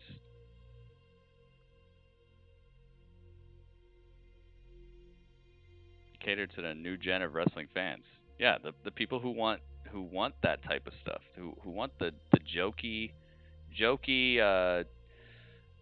wrestling, just the like constant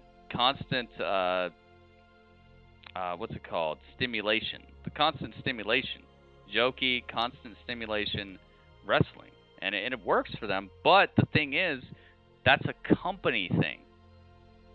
That company thing has to have athletes. They have to have people to make it work. They have to have wrestlers to make it work.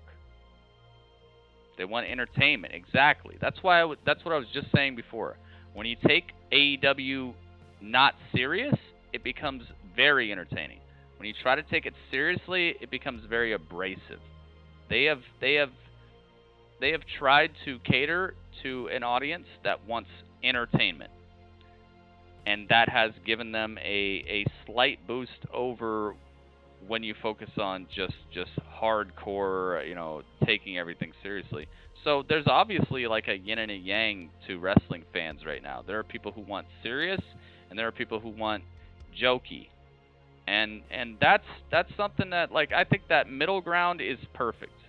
I think we should be somewhere in between. I don't think we should be overly jokey. I think having some people who are comedic definitely helps the wrestling show, and comedy has been part of wrestling since as far as I've ever seen wrestling. Jokes and funny angles and things like that have always been part of wrestling, and they're a part of wrestling that I've loved as much as the serious parts, pretty much. But you got to strike that balance, and I feel like NXT and AEW, they're at these kind of opposites right now, and both of them, I feel, need to realize that balance. That balance is not there. NXT is way too serious, way too into what they do, and way too into wrestling, and they're helping these athletes to become better in the ring, which is exactly what I would hope a wrestling school would be, But the character building on screen, I'm not saying behind the scenes it's like that, but on screen the character building is minimal for a lot of the athletes. I'd say a greater percentage of the athletes are not getting that character building. In the meantime, AEW is building comedic joke characters and building an inclusive fight card where everyone is competitive, and that's just it's so far out of whack. Like, they're both on these opposite ends of the spectrum, and I think they both need to realize the balance between the two. I don't want them to become each other, but I want both of these brands to realize the balance there. I feel like NXT needs to more further realize the personalities of their acts, of their wrestlers, of their shows. And they've started to do that, but there are a lot of people who are just stuck on the sidelines. They have 2 hours a week, and it's like there are people I never see. There are people who never show up. There are people who are never part of storylines. Like they focus on just like the tippest of toppest people, and they don't do that. And that's one of the good things about AEW is they don't do that. They have 2 separate shows, and I wish NXT would take the would take that as a clue. NXT should have a secondary show, and I know people are going to say, "Oh, that's NXT UK." No. I want NXT itself to have a secondary show, maybe 1 hour a week where they have like the showcase of other people who might be the next up and coming thing.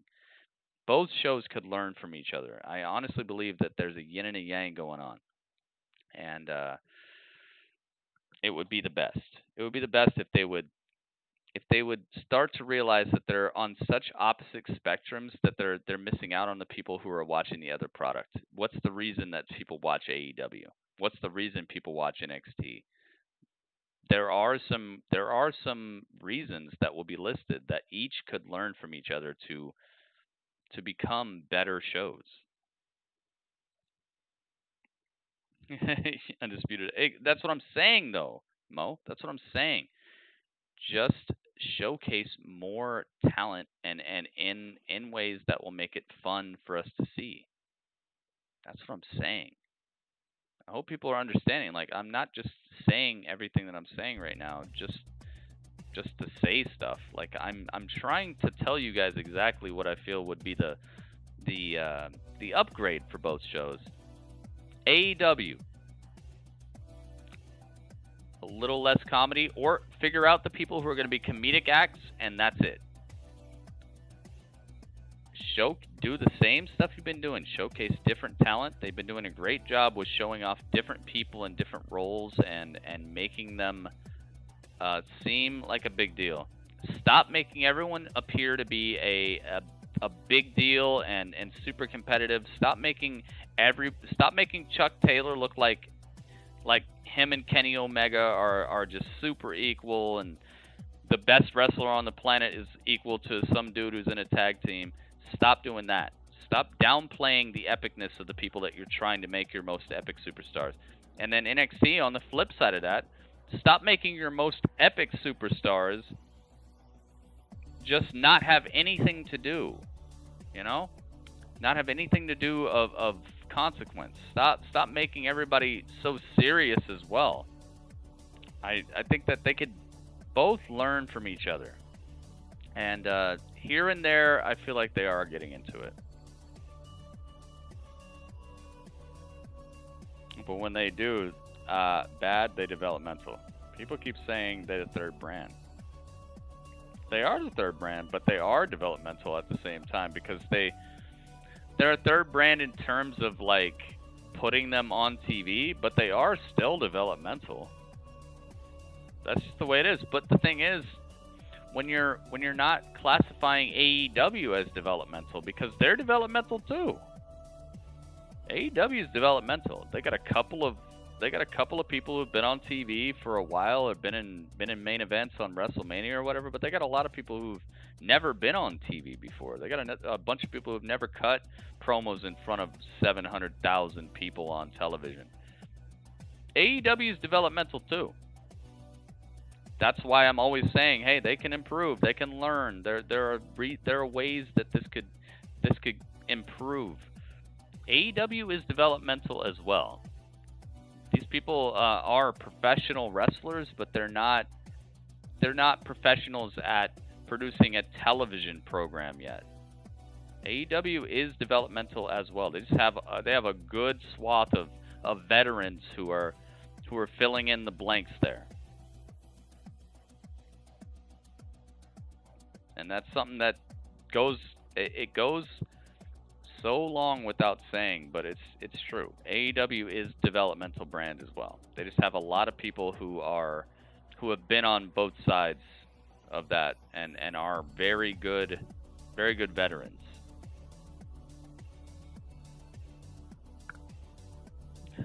Dark isn't developmental. I like Sunday Night Heat. Okay, it's like Sunday Night Heat. Okay, I'm not saying Dark is developmental. I'm saying all of AEW is developmental. All of AEW is developmental. Dynamite is a developmental show. They have people like MJF. They've done years on the independent scene. People like Mark Quinn. People like Isaiah Cassidy. People like Orange Cassidy. People like Joey Janela. They have people who literally are NXT superstars. They're just signed to a different brand. It's developmental, but they have people who are veterans as well, which is the same thing with NXT. Freaking Fandango, Tyler Breeze.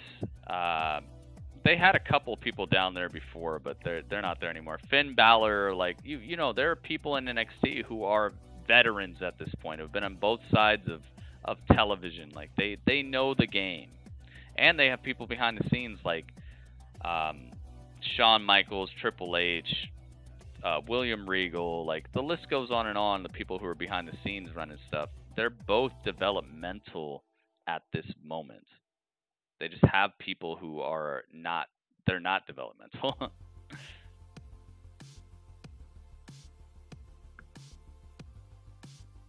It's indie, it's not developed. They're the same thing. They're the same thing, Mo. They're the same thing, Mo. The exact same thing.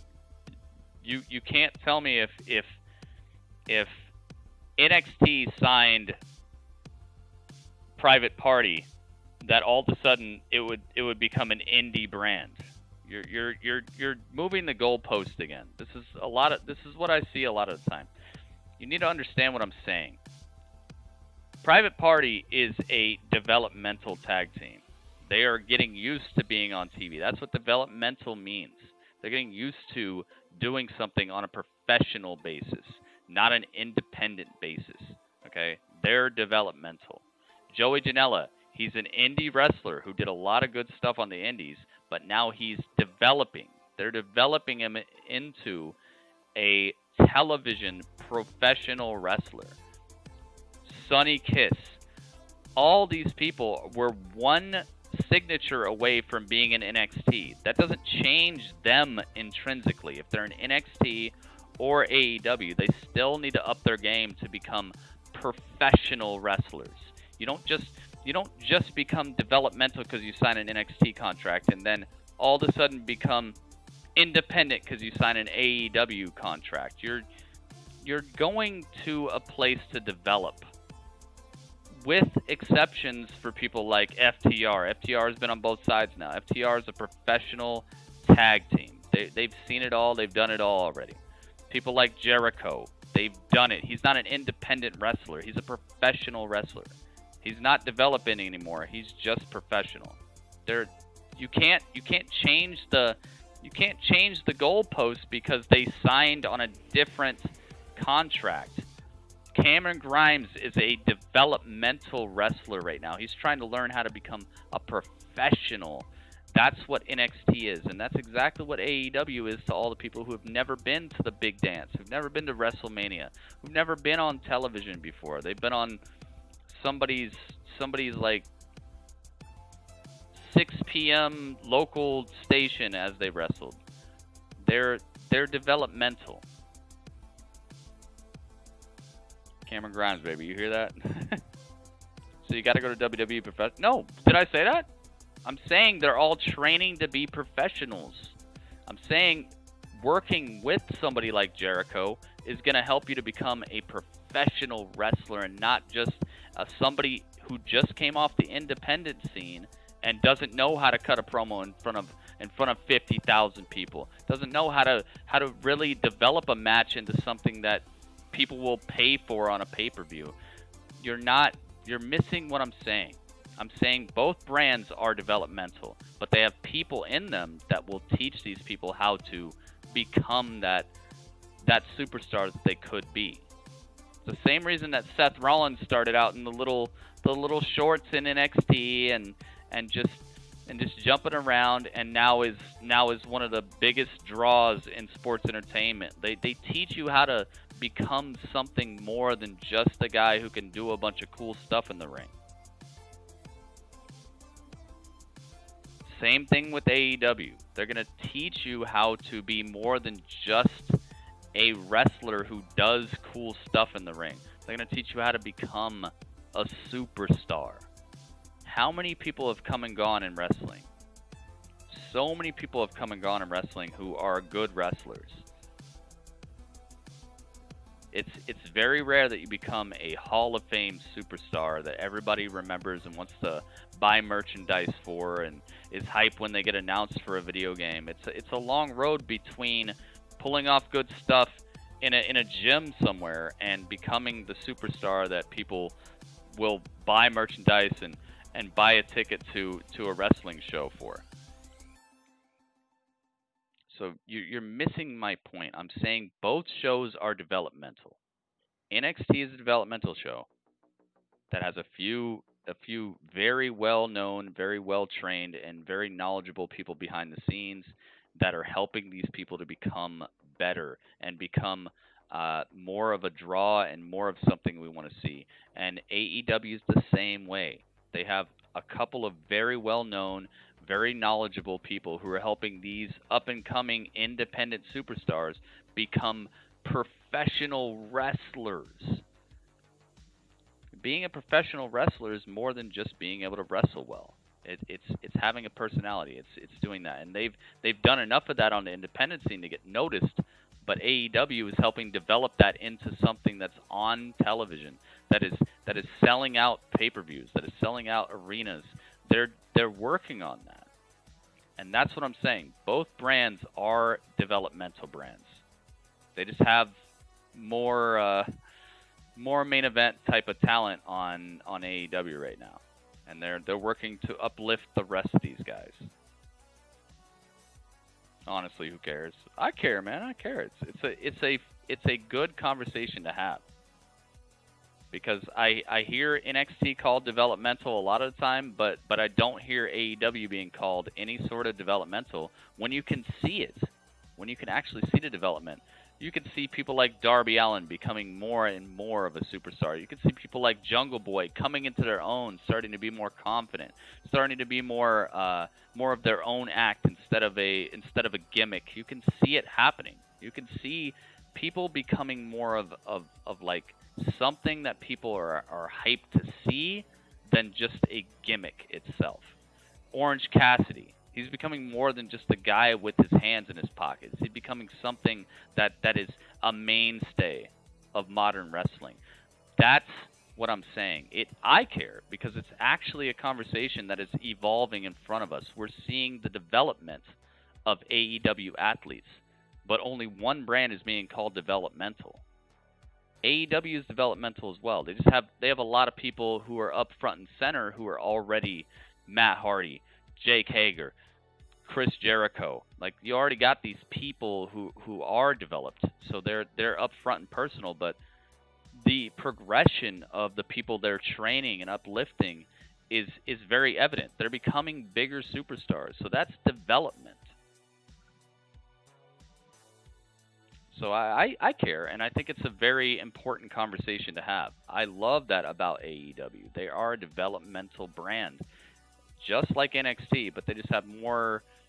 They have more legendary people up front and in your face every day, so it looks more like a just straight up brand, which is fine. They're both straight up brands, but AEW is more of a straight up brand right now because of the people they have in your face. AEW is not developmental, really. So you're not telling me that Orange Cassidy is more popular now than he was when he first showed up. You're not telling me that Jungle Boy is more established now than he was when he first showed up. People like Marco Stunt aren't more known now than they were before. You're telling me people like MJF aren't more popular now than they were before AEW. You need to understand the definition of development. Development is the process of making something into a more defined state. Okay? That is what is happening. They are developing superstars into bigger superstars. You cannot tell me that these superstars were as popular before AEW than they are now. That's development. They are developing these superstars. They're getting pointers. They're getting advice. They're getting influenced by the people behind the scenes like Arn Anderson, Tully Blanchard. Sean Spears even is helping people out backstage. Freaking Cody Rhodes, Dustin Rhodes, Diamond Dallas Page. You're going to tell me Chris Jericho? You're telling me all this influence And everything that's happening right now isn't developing these superstars. Even New Japan is developmental. Exactly! Tamezi, you know exactly what I'm talking about. Do they have young lions? Everything's developmental. That's my point. So it's crazy to just call NXT developmental. That was my whole entire point of starting this conversation. Is everything's developmental. You're seeing people become better versions of themselves, in the ring, outside of the ring.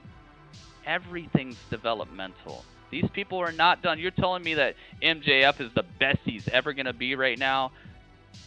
Jungle Boy is the best he's ever going to be. As soon as he signed an AEW contract, he was set. He's done. He's never going to get any better. It's developmental. They're getting better. They're honing their craft. They're becoming more sharp. No, I didn't say that. Did I say WWE's not developmental? Look at people like Apollo Crews. Apollo Crews is just now getting a little better at promos. Braun Strowman is just now kind of being able to take the mic and be something that we're going to listen to a little bit. Freaking Sonya Deville. Sonya Deville, 5 weeks ago, I would have never thought she could cut a promo, and now she's like one of the better ones. Freaking Dana Brooke. Dana Brooke has improved her wrestling exponentially since she left NXT. It's all developmental. Everyone is developing. I didn't say everything but WWE. I said everything is developmental. I did not say that. You're putting words in my mouth, and you're trying to once again move the goalpost to make it seem like I'm trying to be biased or something. Everything's developmental. Shayna Baszler, they called her up. What happened? What happened? It's all a process, man, and that's my point.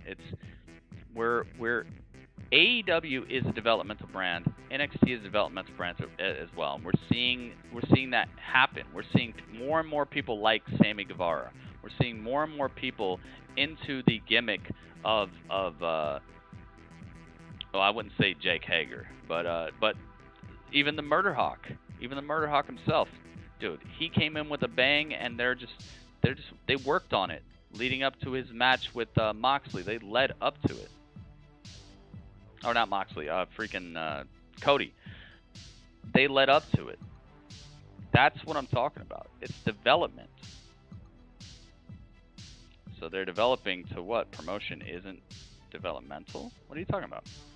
I'm just saying they're becoming wrestlers that will be what we talk about in years from now. It's like the difference between the debut of X-Pac or the 1-2-3 Kid and X-Pac. That's called development. Although arguably it was pretty dang developed when he showed up, but he got better and better over the years. It's development. It's all development. Nobody is coming into a promotion in their finite, perfect state when it comes to NXT or AEW or WWE. They all have places to go and things to learn, things to do, become something more. With the exception of maybe a couple people who are already just maybe like a Karrion Kross, because it doesn't look like he has to do much. Maybe he can get better at like the WWE style of wrestling. Maybe he can get a little bit more edgy or a little bit better with his presentation. But overall, things like that are different. But in large, this is something I've been thinking about for a while. Every promotion is developmental. Like The Rock, exactly, like The Rock. Dude, the guy came out with the freaking frilly stuff, and now look at him. It's developmental. Even The Rock went through developmental. You see, you're starting to catch on what I'm saying. Even stars that big weren't the star that they ended up right when they came in. That's what I'm saying. People like Darby, people like Sammy, people like Jungle Boy, people like even people like Chris Statlander or Nyla. Who knows where they're going, but they're not at that perfect state yet. they can't be, because they just started to be part of this sports entertainment thing. They started to be part of the professional wrestling thing. Before that, they were independent wrestlers who were entertaining to a point where they got a contract. But now is where they're going to work alongside of other people who have already been to the top of the mountain and already going to be considered the best of all time. And now they're going to start leveling up to professional wrestler status. That's what The Rock had to do. That's what The Rock had to do. That's what the Usos had to do, dude. They came in, they had a pedigree. They had genetics to them, and they knew the business a little bit, but nothing can really prepare you for it besides really doing it. So that's what I'm saying. Every brand is developmental. Even when you're on the main roster of WWE, you're still learning stuff. You're still trying, still coming across people who might take you under their wing and make you a better overall entertainer, a better overall athlete, better overall at just in-ring work that can make you better. So I'm not saying it as an insult. That's what I need everyone to understand. I'm not saying AEW is developmental as an insult to them. It's beautiful to me. It's awesome to me to know that Sammy's going to get better than he is right now. MJF is going to get better than he is right now. That excites me. That makes me hype, because they're working alongside people who can mold that into something even more concise, even better. And that's what happens. That's what happens in every wrestling company. It doesn't happen to every single wrestler, but in every company there is development. There is developmental. They build their characters, find out who they were. I don't know about that, man. If that's what it was in AEW, then you wouldn't have people like Ali who've gone through 3 gimmicks in 6 months. You wouldn't have people like Shawn Spears who've gone through, 2, 3 separate eras already. They're not necessarily just whittling away to find out who people are. Okay, that's another misconception. It's developmental, dude. It's developmental. They're having trouble with certain superstars already, and you can see it. They're not just flawlessly whittling away to find the diamond in the rough from certain people. No, they're weaving in and out, changing people's gimmicks, changing people's focus, changing people's alignments, heel, face. They're changing people's even changing people's way of speaking to try to find out exactly what's going on there. It's developmental, dude. It all is developmental. I guess they're always in developmental. Maybe they are. But like I said, Raw's developmental too. Apollo Crews is the same Apollo Crews he's been for the last 2 years? No, they're developing him. They're giving him more screen time. They gave him a title now. Like they're testing the waters. They're trying to develop him into somebody who can be utilized. You understand? Like, I'm not saying it's just AEW, but it is a development. They are developing superstars.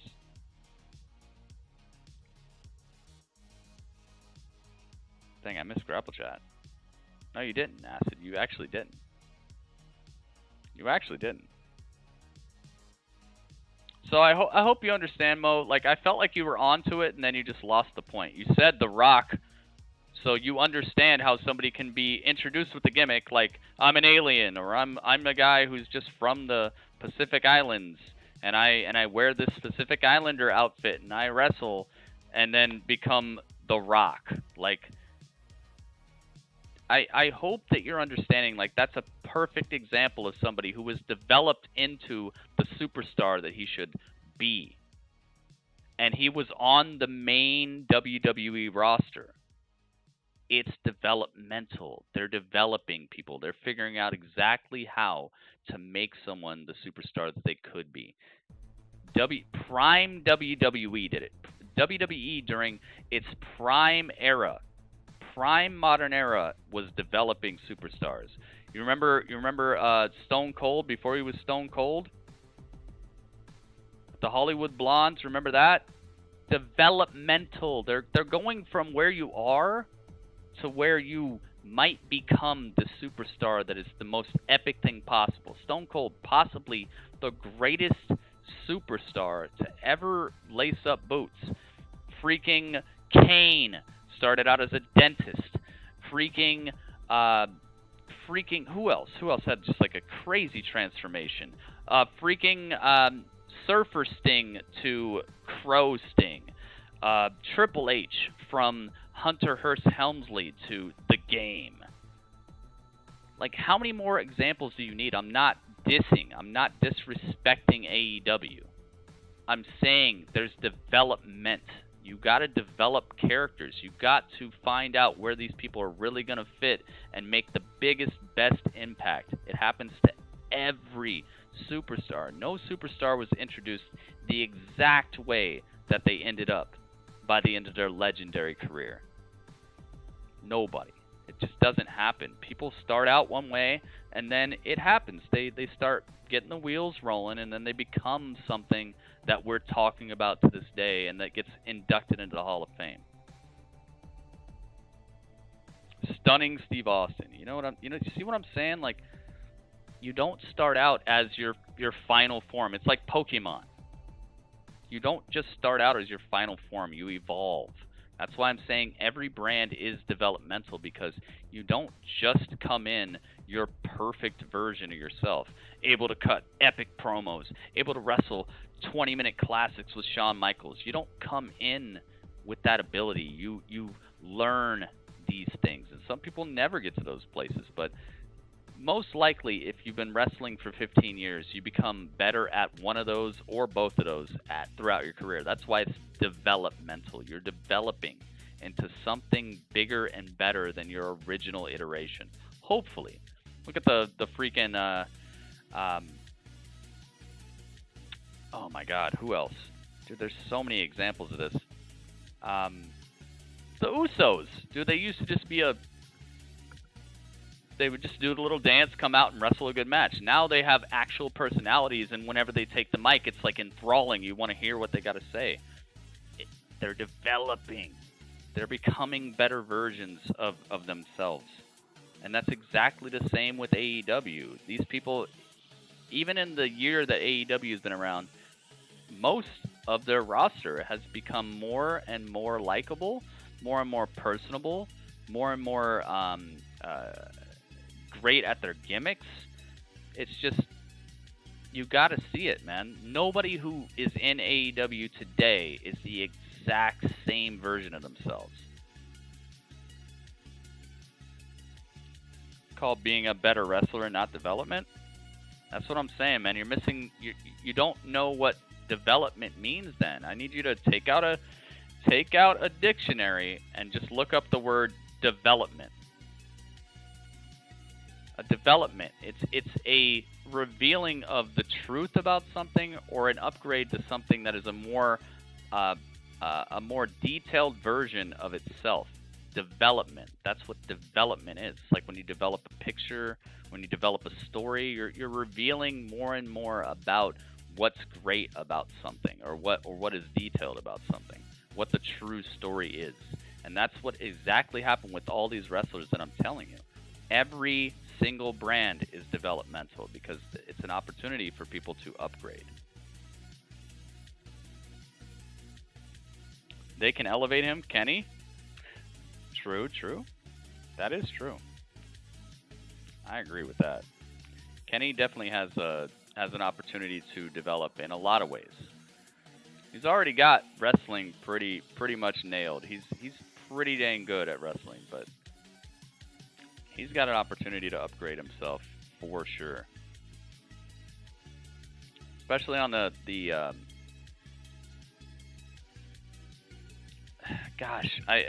the ability to connect with the storyline, or the ability to deliver lines in a believable way. I think he could.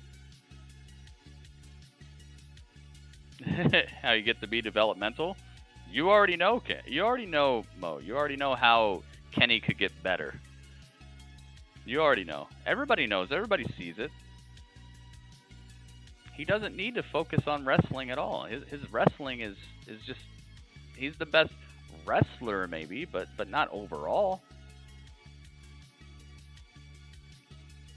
Yeah, really, because in New Japan, most of the people doing the ratings aren't really concerned with the language. All they want to see is a good match that has like stakes on the line. They want to know that there's something personal about it, and then they want to see something good. So yeah, you can pull off 6-star matches, but there's still a hole in his game. There's still a hole in Kenny's game. You know it and I know it. Everybody knows it. I'm sure even Dave Meltzer knows it. I'm sure everybody knows that there's a hole in Kenny's game, and it's his overall presentation on this side of the ocean. His overall presentation on this side of the ocean, it's got holes in it that don't translate quite completely. The holes in his game are his corniness, his delivery of lines, and just the storylines that they've given for him since he's been here. There are holes in his game. He's not a perfect wrestler. He's a good in-ring wrestler, but he's not a perfect overall package. Nobody is. But that's why I would rank somebody like Seth Rollins a little bit higher than him, is because Seth Rollins, he has holes in his game too, but he would absolutely eat Kenny alive on the mic. He would absolutely eat Kenny alive when it comes to selling a storyline. And on top of that, he could probably do everything Kenny does, given the opportunity. So that's why I think Seth is maybe a little higher than Kenny overall. Maybe not at wrestling. Kenny can definitely pull off and take his body type and everything. He's got a better in-ring situation going on, but overall, no, he's not better. Ospreay better than Omega? He might be. Gosh, I don't know. I don't know if I'd call him better. I'd call him more slick. He pulls stuff more slick, less herky jerky. Like he doesn't start and stop situations as much as Kenny does. Seems like Kenny has a start-stop to his stuff.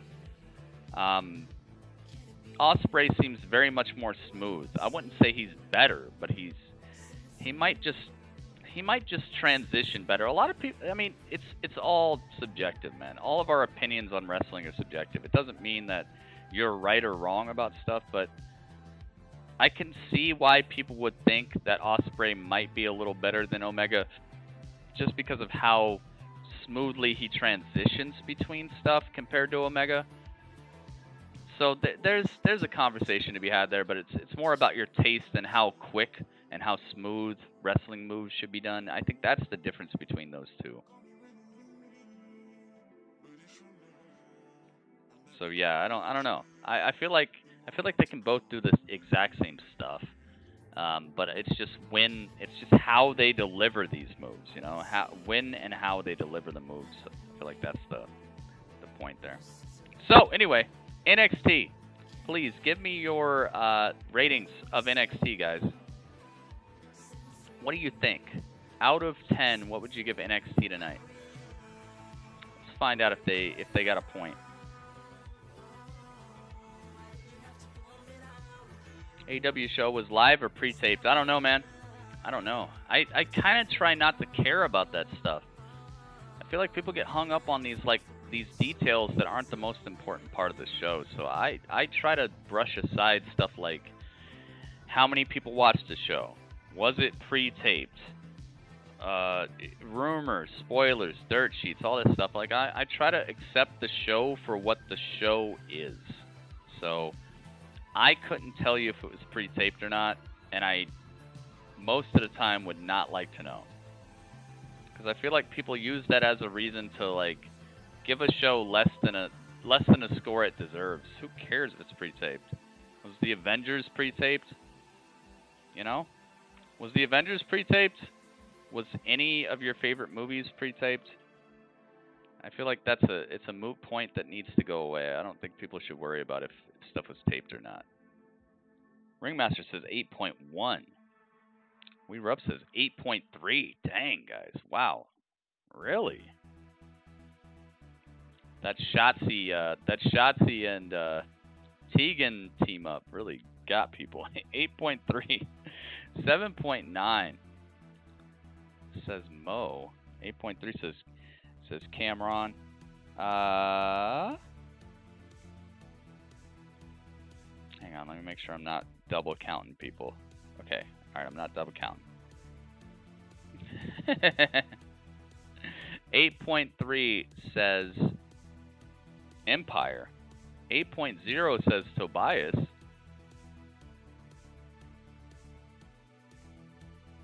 You don't even know what you're talking about anymore. Osprey only does flips, yeah. I don't. That's why I'm just saying, like, Osprey. There's a case to say Osprey is better than Omega, but it's just in terms of like what you like. It's not an actual opinion that could be like defended at all.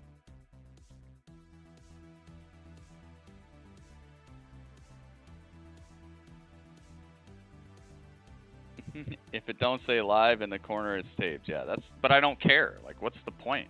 Does that make something good or not? This was made in a factory in Ohio. This was made in a factory in Budapest. Still tastes like a Twinkie. I don't care. All I care about is it fresh? Is it moldy? Does it taste good? Did I get what I paid for? Did I get what I came for? That's all I care about. The rest of that stuff is moot points that just separate people on things that we should be together on. We should all be like, yo, I love wrestling. We should all be like, yo, if Osprey showed up in AEW tomorrow, it would be epic. If Osprey showed up in NXT tomorrow, it would be epic. We shouldn't be so divided on these little meaningless things. Oh, they beat them by 15,000 viewers. I guess that means the show's better. That stuff is just moot points, man. It's not what I'm asking you guys about in here. All that stuff, it can matter to you as much as you want. But when it comes down to it, this is a review show for the show itself. I'm not talking about all that other stuff. That's why I don't care about it. It will never matter to me. I don't care how many people watched NXT tonight, because guess what? I won't know till tomorrow. So it's not affecting my review of this show. I don't care if they had a pre-taped segment or not, because guess what? I won't know until somebody tells me. So I just care about the show.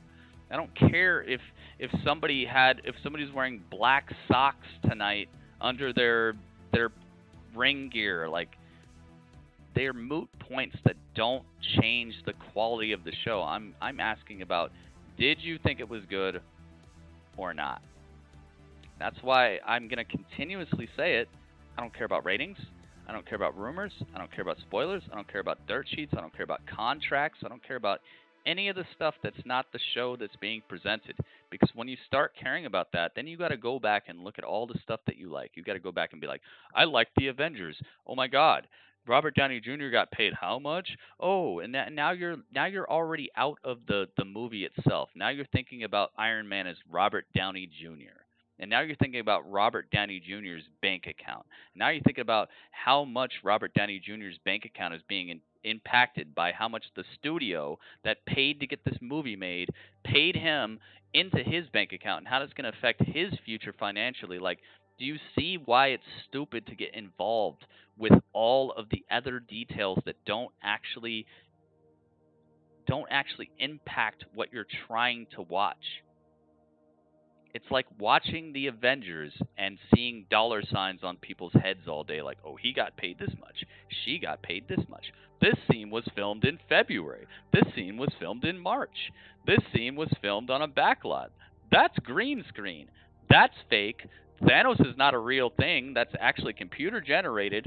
Oh, that's him with a rig on his head to make him look like he's 8 feet tall. Like, you gotta stop trying to peek behind the curtain and then tell me what you think about stuff, because your review of Avengers should be your review of Avengers, not your review of your thoughts on how it earned a little less than Avatar, and that makes it worse than Avatar. Like, that has no bearing here. I don't care about that stuff. I want to know, did you like the show? Was it good? Did you have fun? Is there a storyline that you think could be better? Is there a superstar you think could have done a little better job tonight? Somebody that could be in a feud with somebody else? Let's talk about the exciting things about wrestling. Let's not talk about these asinine behind the scenes things that do not affect the on-screen product for you and me and the average viewer. You're not in the production truck. Exactly. Let's not talk about how much Chris Evans was paid to be Captain America. Let's talk about that epic scene where Captain America was there, and then all the people came through the portal. Let's talk about that. Or when Captain America caught the computer generated flying hammer. No, let's talk about it in a way where we can be hype about the actual presentation itself, about the actual story, about what really happened. That was an epic moment when we found out that Captain America was worthy of the hammer all along. Like, that's why he was able to kind of lift it. Let's talk about the stories. Let's talk about the characters. Let's talk about the actual show itself, not how many millions of dollars it took them to make Thanos' face look realistic purple. Who cares, man? So hopefully people are understanding what I'm talking about. I want to know the quality of the show. I don't care how many people bought tickets to the show. I don't care how many people are watching at home the next day after the show I just watched and then using that as a way to say the show was good. It doesn't matter to me. I just want to know what you guys think. You guys are the most important part of the broadcast. Your opinions are what I'm after. Okay? And I hope that what you bring will be your opinion of the show and not tainted weirdness that has to do with stock prices and demographics and stuff, dude. I don't care about a demographic. You guys are in here. It's like insulting your girlfriend because, oh, hey, but you're not 18 to 49, so sorry, you don't matter. Who cares what the demographic is? Tell me if it's good or not. Do you love her? Does she make good dinner? When she hugs you, does it feel warm and cuddly? That's what I'm talking about. I don't care if she's 18 to 49.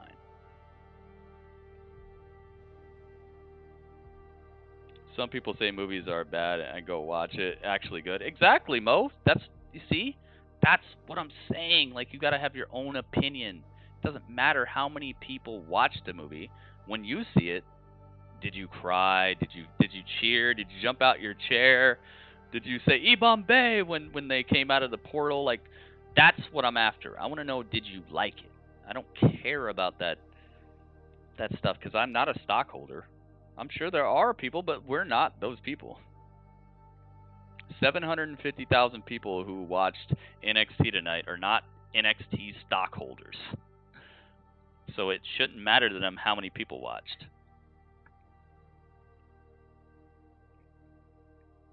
Like the Airbun. Exactly. See, Mo, this is what I'm talking about. I actually like that movie too.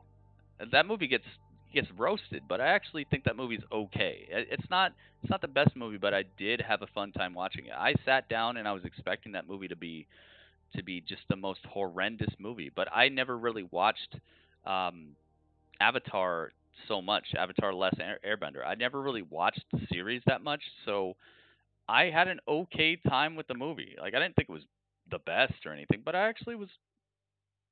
When it ended, I was like, okay, that wasn't horrible. It's just that people get way too into like the details and they can't respect stuff for what it is, and that's what I'm saying. Like, when people are trying to list things like ratings and demographics and stuff for why a show sucked, then I'm like, dude, you're way too into the details. Was the show good though? Did you like the match? Did you like the character development? Did you like the heel turn? That's what I'm asking. And people get way too into, oh, that wasn't an accurate representation of what I've thought of this character for 15 years. I know it's disappointing, but maybe the movie was kind of okay still.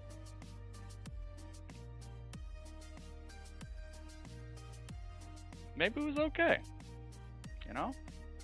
None of us are holding stocks and bonds for these companies, so we shouldn't be trying to toe a company line about it. So, my score for NXT.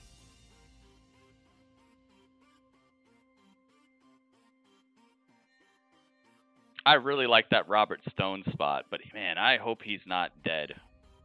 He got slammed on his neck, guys. Did you see that? But when we love something, we definitely care about every small news about the product. Okay. You know what? I see you. Timor, I see you. And if it was framed that way, it would make sense, but when somebody asks you, like, okay, it's like, okay, I'm gonna use the girlfriend analogy again because I'm sure pretty much all of us have had a girlfriend or something, or a boyfriend. I'll just say boyfriend or girlfriend. Now, if somebody asks you, is your boyfriend healthy? Are you gonna go into like how much money they make, or how many people like them, or what? Like, okay, if somebody asks you, like, did you enjoy your day with your boyfriend? Are you going to go into, well, 59% of people say my boyfriend's kind of an a-hole, and he doesn't necessarily tip as much money as you should when you go out to dinner. Like, you're not going to go into that. You're going to be like, yeah, my boyfriend, I had a good time with my boyfriend tonight. I had a good time with my girlfriend tonight. That's what I'm asking. I'm not asking about the rest of that. Like, you can have all those interests about ratings and demographics and rumors and all this other stuff. What I'm asking is, was your overall evening with your girlfriend, was your overall evening with your boyfriend, was your overall evening with AEW good or bad? If I have to ask you that question and you have to get back to me tomorrow because you got to find out how many people in the restaurant liked your boyfriend last night, then I just don't want to hear your opinion anymore, because it's like, I'm not asking the rest of the people in the restaurant. I'm asking you who are here in front of me, did you have a good evening with your boyfriend or girlfriend last night? So that's my point. Stop telling me about all the rest of this stuff and just tell me, was it good or not? Okay? I hope people understand that. I can't get into all that stuff because I just don't care. So I hope people are understanding. I hope we're getting to the bottom of this, because I'm sick of talking about this. I'm sick of trying to educate people on why I only want to know, did you like the show or not? The rest of that stuff matters not to me. When I buy stocks, maybe I'll start caring. When I become a TNT executive or a USA executive, then maybe I'll start caring about how many people tuned out for the last 40% of the program or whatever. Like, I don't care about that stuff. I'm trying to ask you, did you like the show or not? You know? So I can understand. You probably want to know everything about something you care about, and I do too. I want to know everything about it as long as it doesn't interfere with my enjoyment of that. And so that's what I'm asking everybody in here. Did you enjoy it or not? How much did you enjoy it? Was it a 9 out of 10, 8 out of 10? The ratings tomorrow have nothing to do with, was the show cool tonight?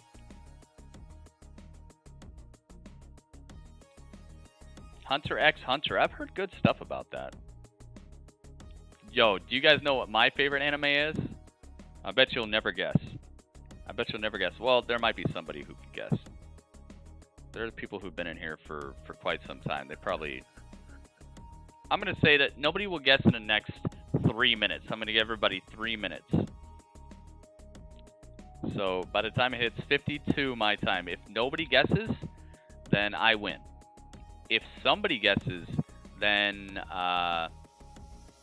we'll have a raffle. We'll do a raffle.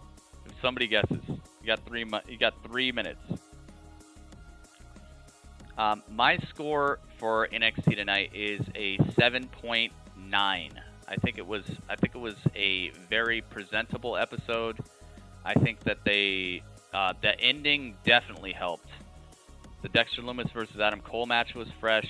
I actually do like the announcement of the tag team titles being on the line, both women's and men's next week. I like the Rhea Ripley. Oh man, that Rhea Ripley backstage thing was one of my favorite backstage segments of recent history. The Finn Balor versus Cameron Grimes match went off basically exactly like if I had control over the match, that's how it would have went. I liked it a lot. The Keith Lee match with Johnny Gargano and his wife, I love the way they ended that. I like that there's a little bit of storytelling there where Johnny was more concerned with the win than his wife for a second. Oh my goodness, dude!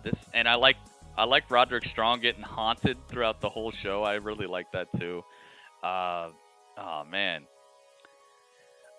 Dakota Kai and Raquel Gonzalez being a real force. I wonder where that's going. I really wonder where that's going. Indu Sheer showing up again was a good addition to the show because I was worried that they forgot about those guys. I just think overall they kept the show running. They kept it fun. And just the way they ended it with with Scarlett with the hourglass, just man, it bookended the show so perfectly to me. I felt like the way they went off the air was perfection. Like it gave me a chill. It made me feel a chill in my spine and my back. Like I actually got like tingles. So yeah, I'm gonna give it a 7.9. I think it was a fairly good episode of NXT. Definitely worth a watch, and AEW is worth a watch too. Like I said, both of these shows are worth a point tonight, as far as I'm concerned. It got me, dude. It got me. It definitely got me tonight. I felt like they actually did stuff tonight, which is something that a lot of NXT episodes, not a lot, but some NXT episodes recently I've had a problem with. I feel like they talk a good talk, but they don't do much. We even saw freaking William Regal on an iPad backstage. That was cool, man. They put effort in, and effort goes a long way with me. I appreciate it. So let's do this. Let's start this. Let's start the mathematics. Dun it. Okay, so what do we got? We got an 8.1, an 8.3, an 8.3, a 7.9, an 8.3, an 8.0, and a 7.9. Dude, I can already tell you. Nothing below a 7.75. 56.8 divided by 1, 2, 3, 4, 5, 6, 7 scores. 8.1. So, they definitely got the point. What a good night for wrestling. That's good stuff. You would think after all the conversation we had tonight that this was a bad night for wrestling, but I definitely believe this was man, I love Wednesdays so much. That's some good stuff right there. That is some good stuff. Man, with Fyter Fest coming up, you know AEW is going to stack some points here too. And we're not stopping until SummerSlam, right? Yeah. Man, it's anybody's game. It is anybody's game. AEW was lit. Lost. I agree. But they're 100% into carrying and showing. And I like that, you know. I think that's how I felt, and that's how a lot of people felt after In Your House. Remember we had a conversation about just like putting all the championships on him. Just putting everything on Carrion, because he's that devastation right now, you know. Like that's one of the best things about new debuts. Is like you can really make them just something to see if it's done in a correct way. I love how they've done it with Carrion, with Brian Cage. I like it. I won't say I love it, but tonight made me like it much more. I love how him and Taz just came out like, you know what, Moxley, you want to talk that trash? We're going to teach you a lesson. I kind of wish that's how they would have introduced him. Instead of just like smashing other people, you know? So they did a good job tonight to make me like Brian Cage even more. I kind of want him to win. I kind of want him to beat Moxley. Got an AEW emote on YouTube. Yes, YouTube. I actually had I had the ability to put it, so I did. Maybe AEW will get the emote. I think Raw might be getting the emote, man. Maybe Raw will get it. Wouldn't that be crazy if we get a Raw emote? We'll see. I hope Brian wins against Mox. Me too. Me too. I think it's about that time, and I think it's. I think they did a good job tonight of showing that if Moxley messes up at all, that Mox is going to be in gigantic trouble against Cage. Cage is the most beastly thing he's had to deal with. I know people are going to list Jake Hager, but it's like, come on, man. Brian Cage he's looking like that domination. He's looking like that end of this title reign. At least for now, and then maybe they have a rematch at, like, are they gonna do All Out again or something? Maybe they have a rematch there. But at least for now, I could definitely see him taking him down. Cage would make Mo angry. Brian just got there. He did. But he's a savage, you know? And it's like, if he doesn't beat Moxley, who would? This is my question for everybody in here before we get out of here. If he doesn't beat Moxley, who would?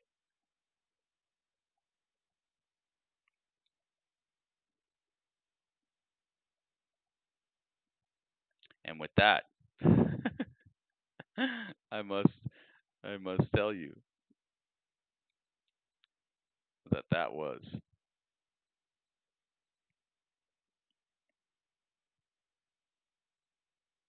the chat. Stick around. We're not done yet.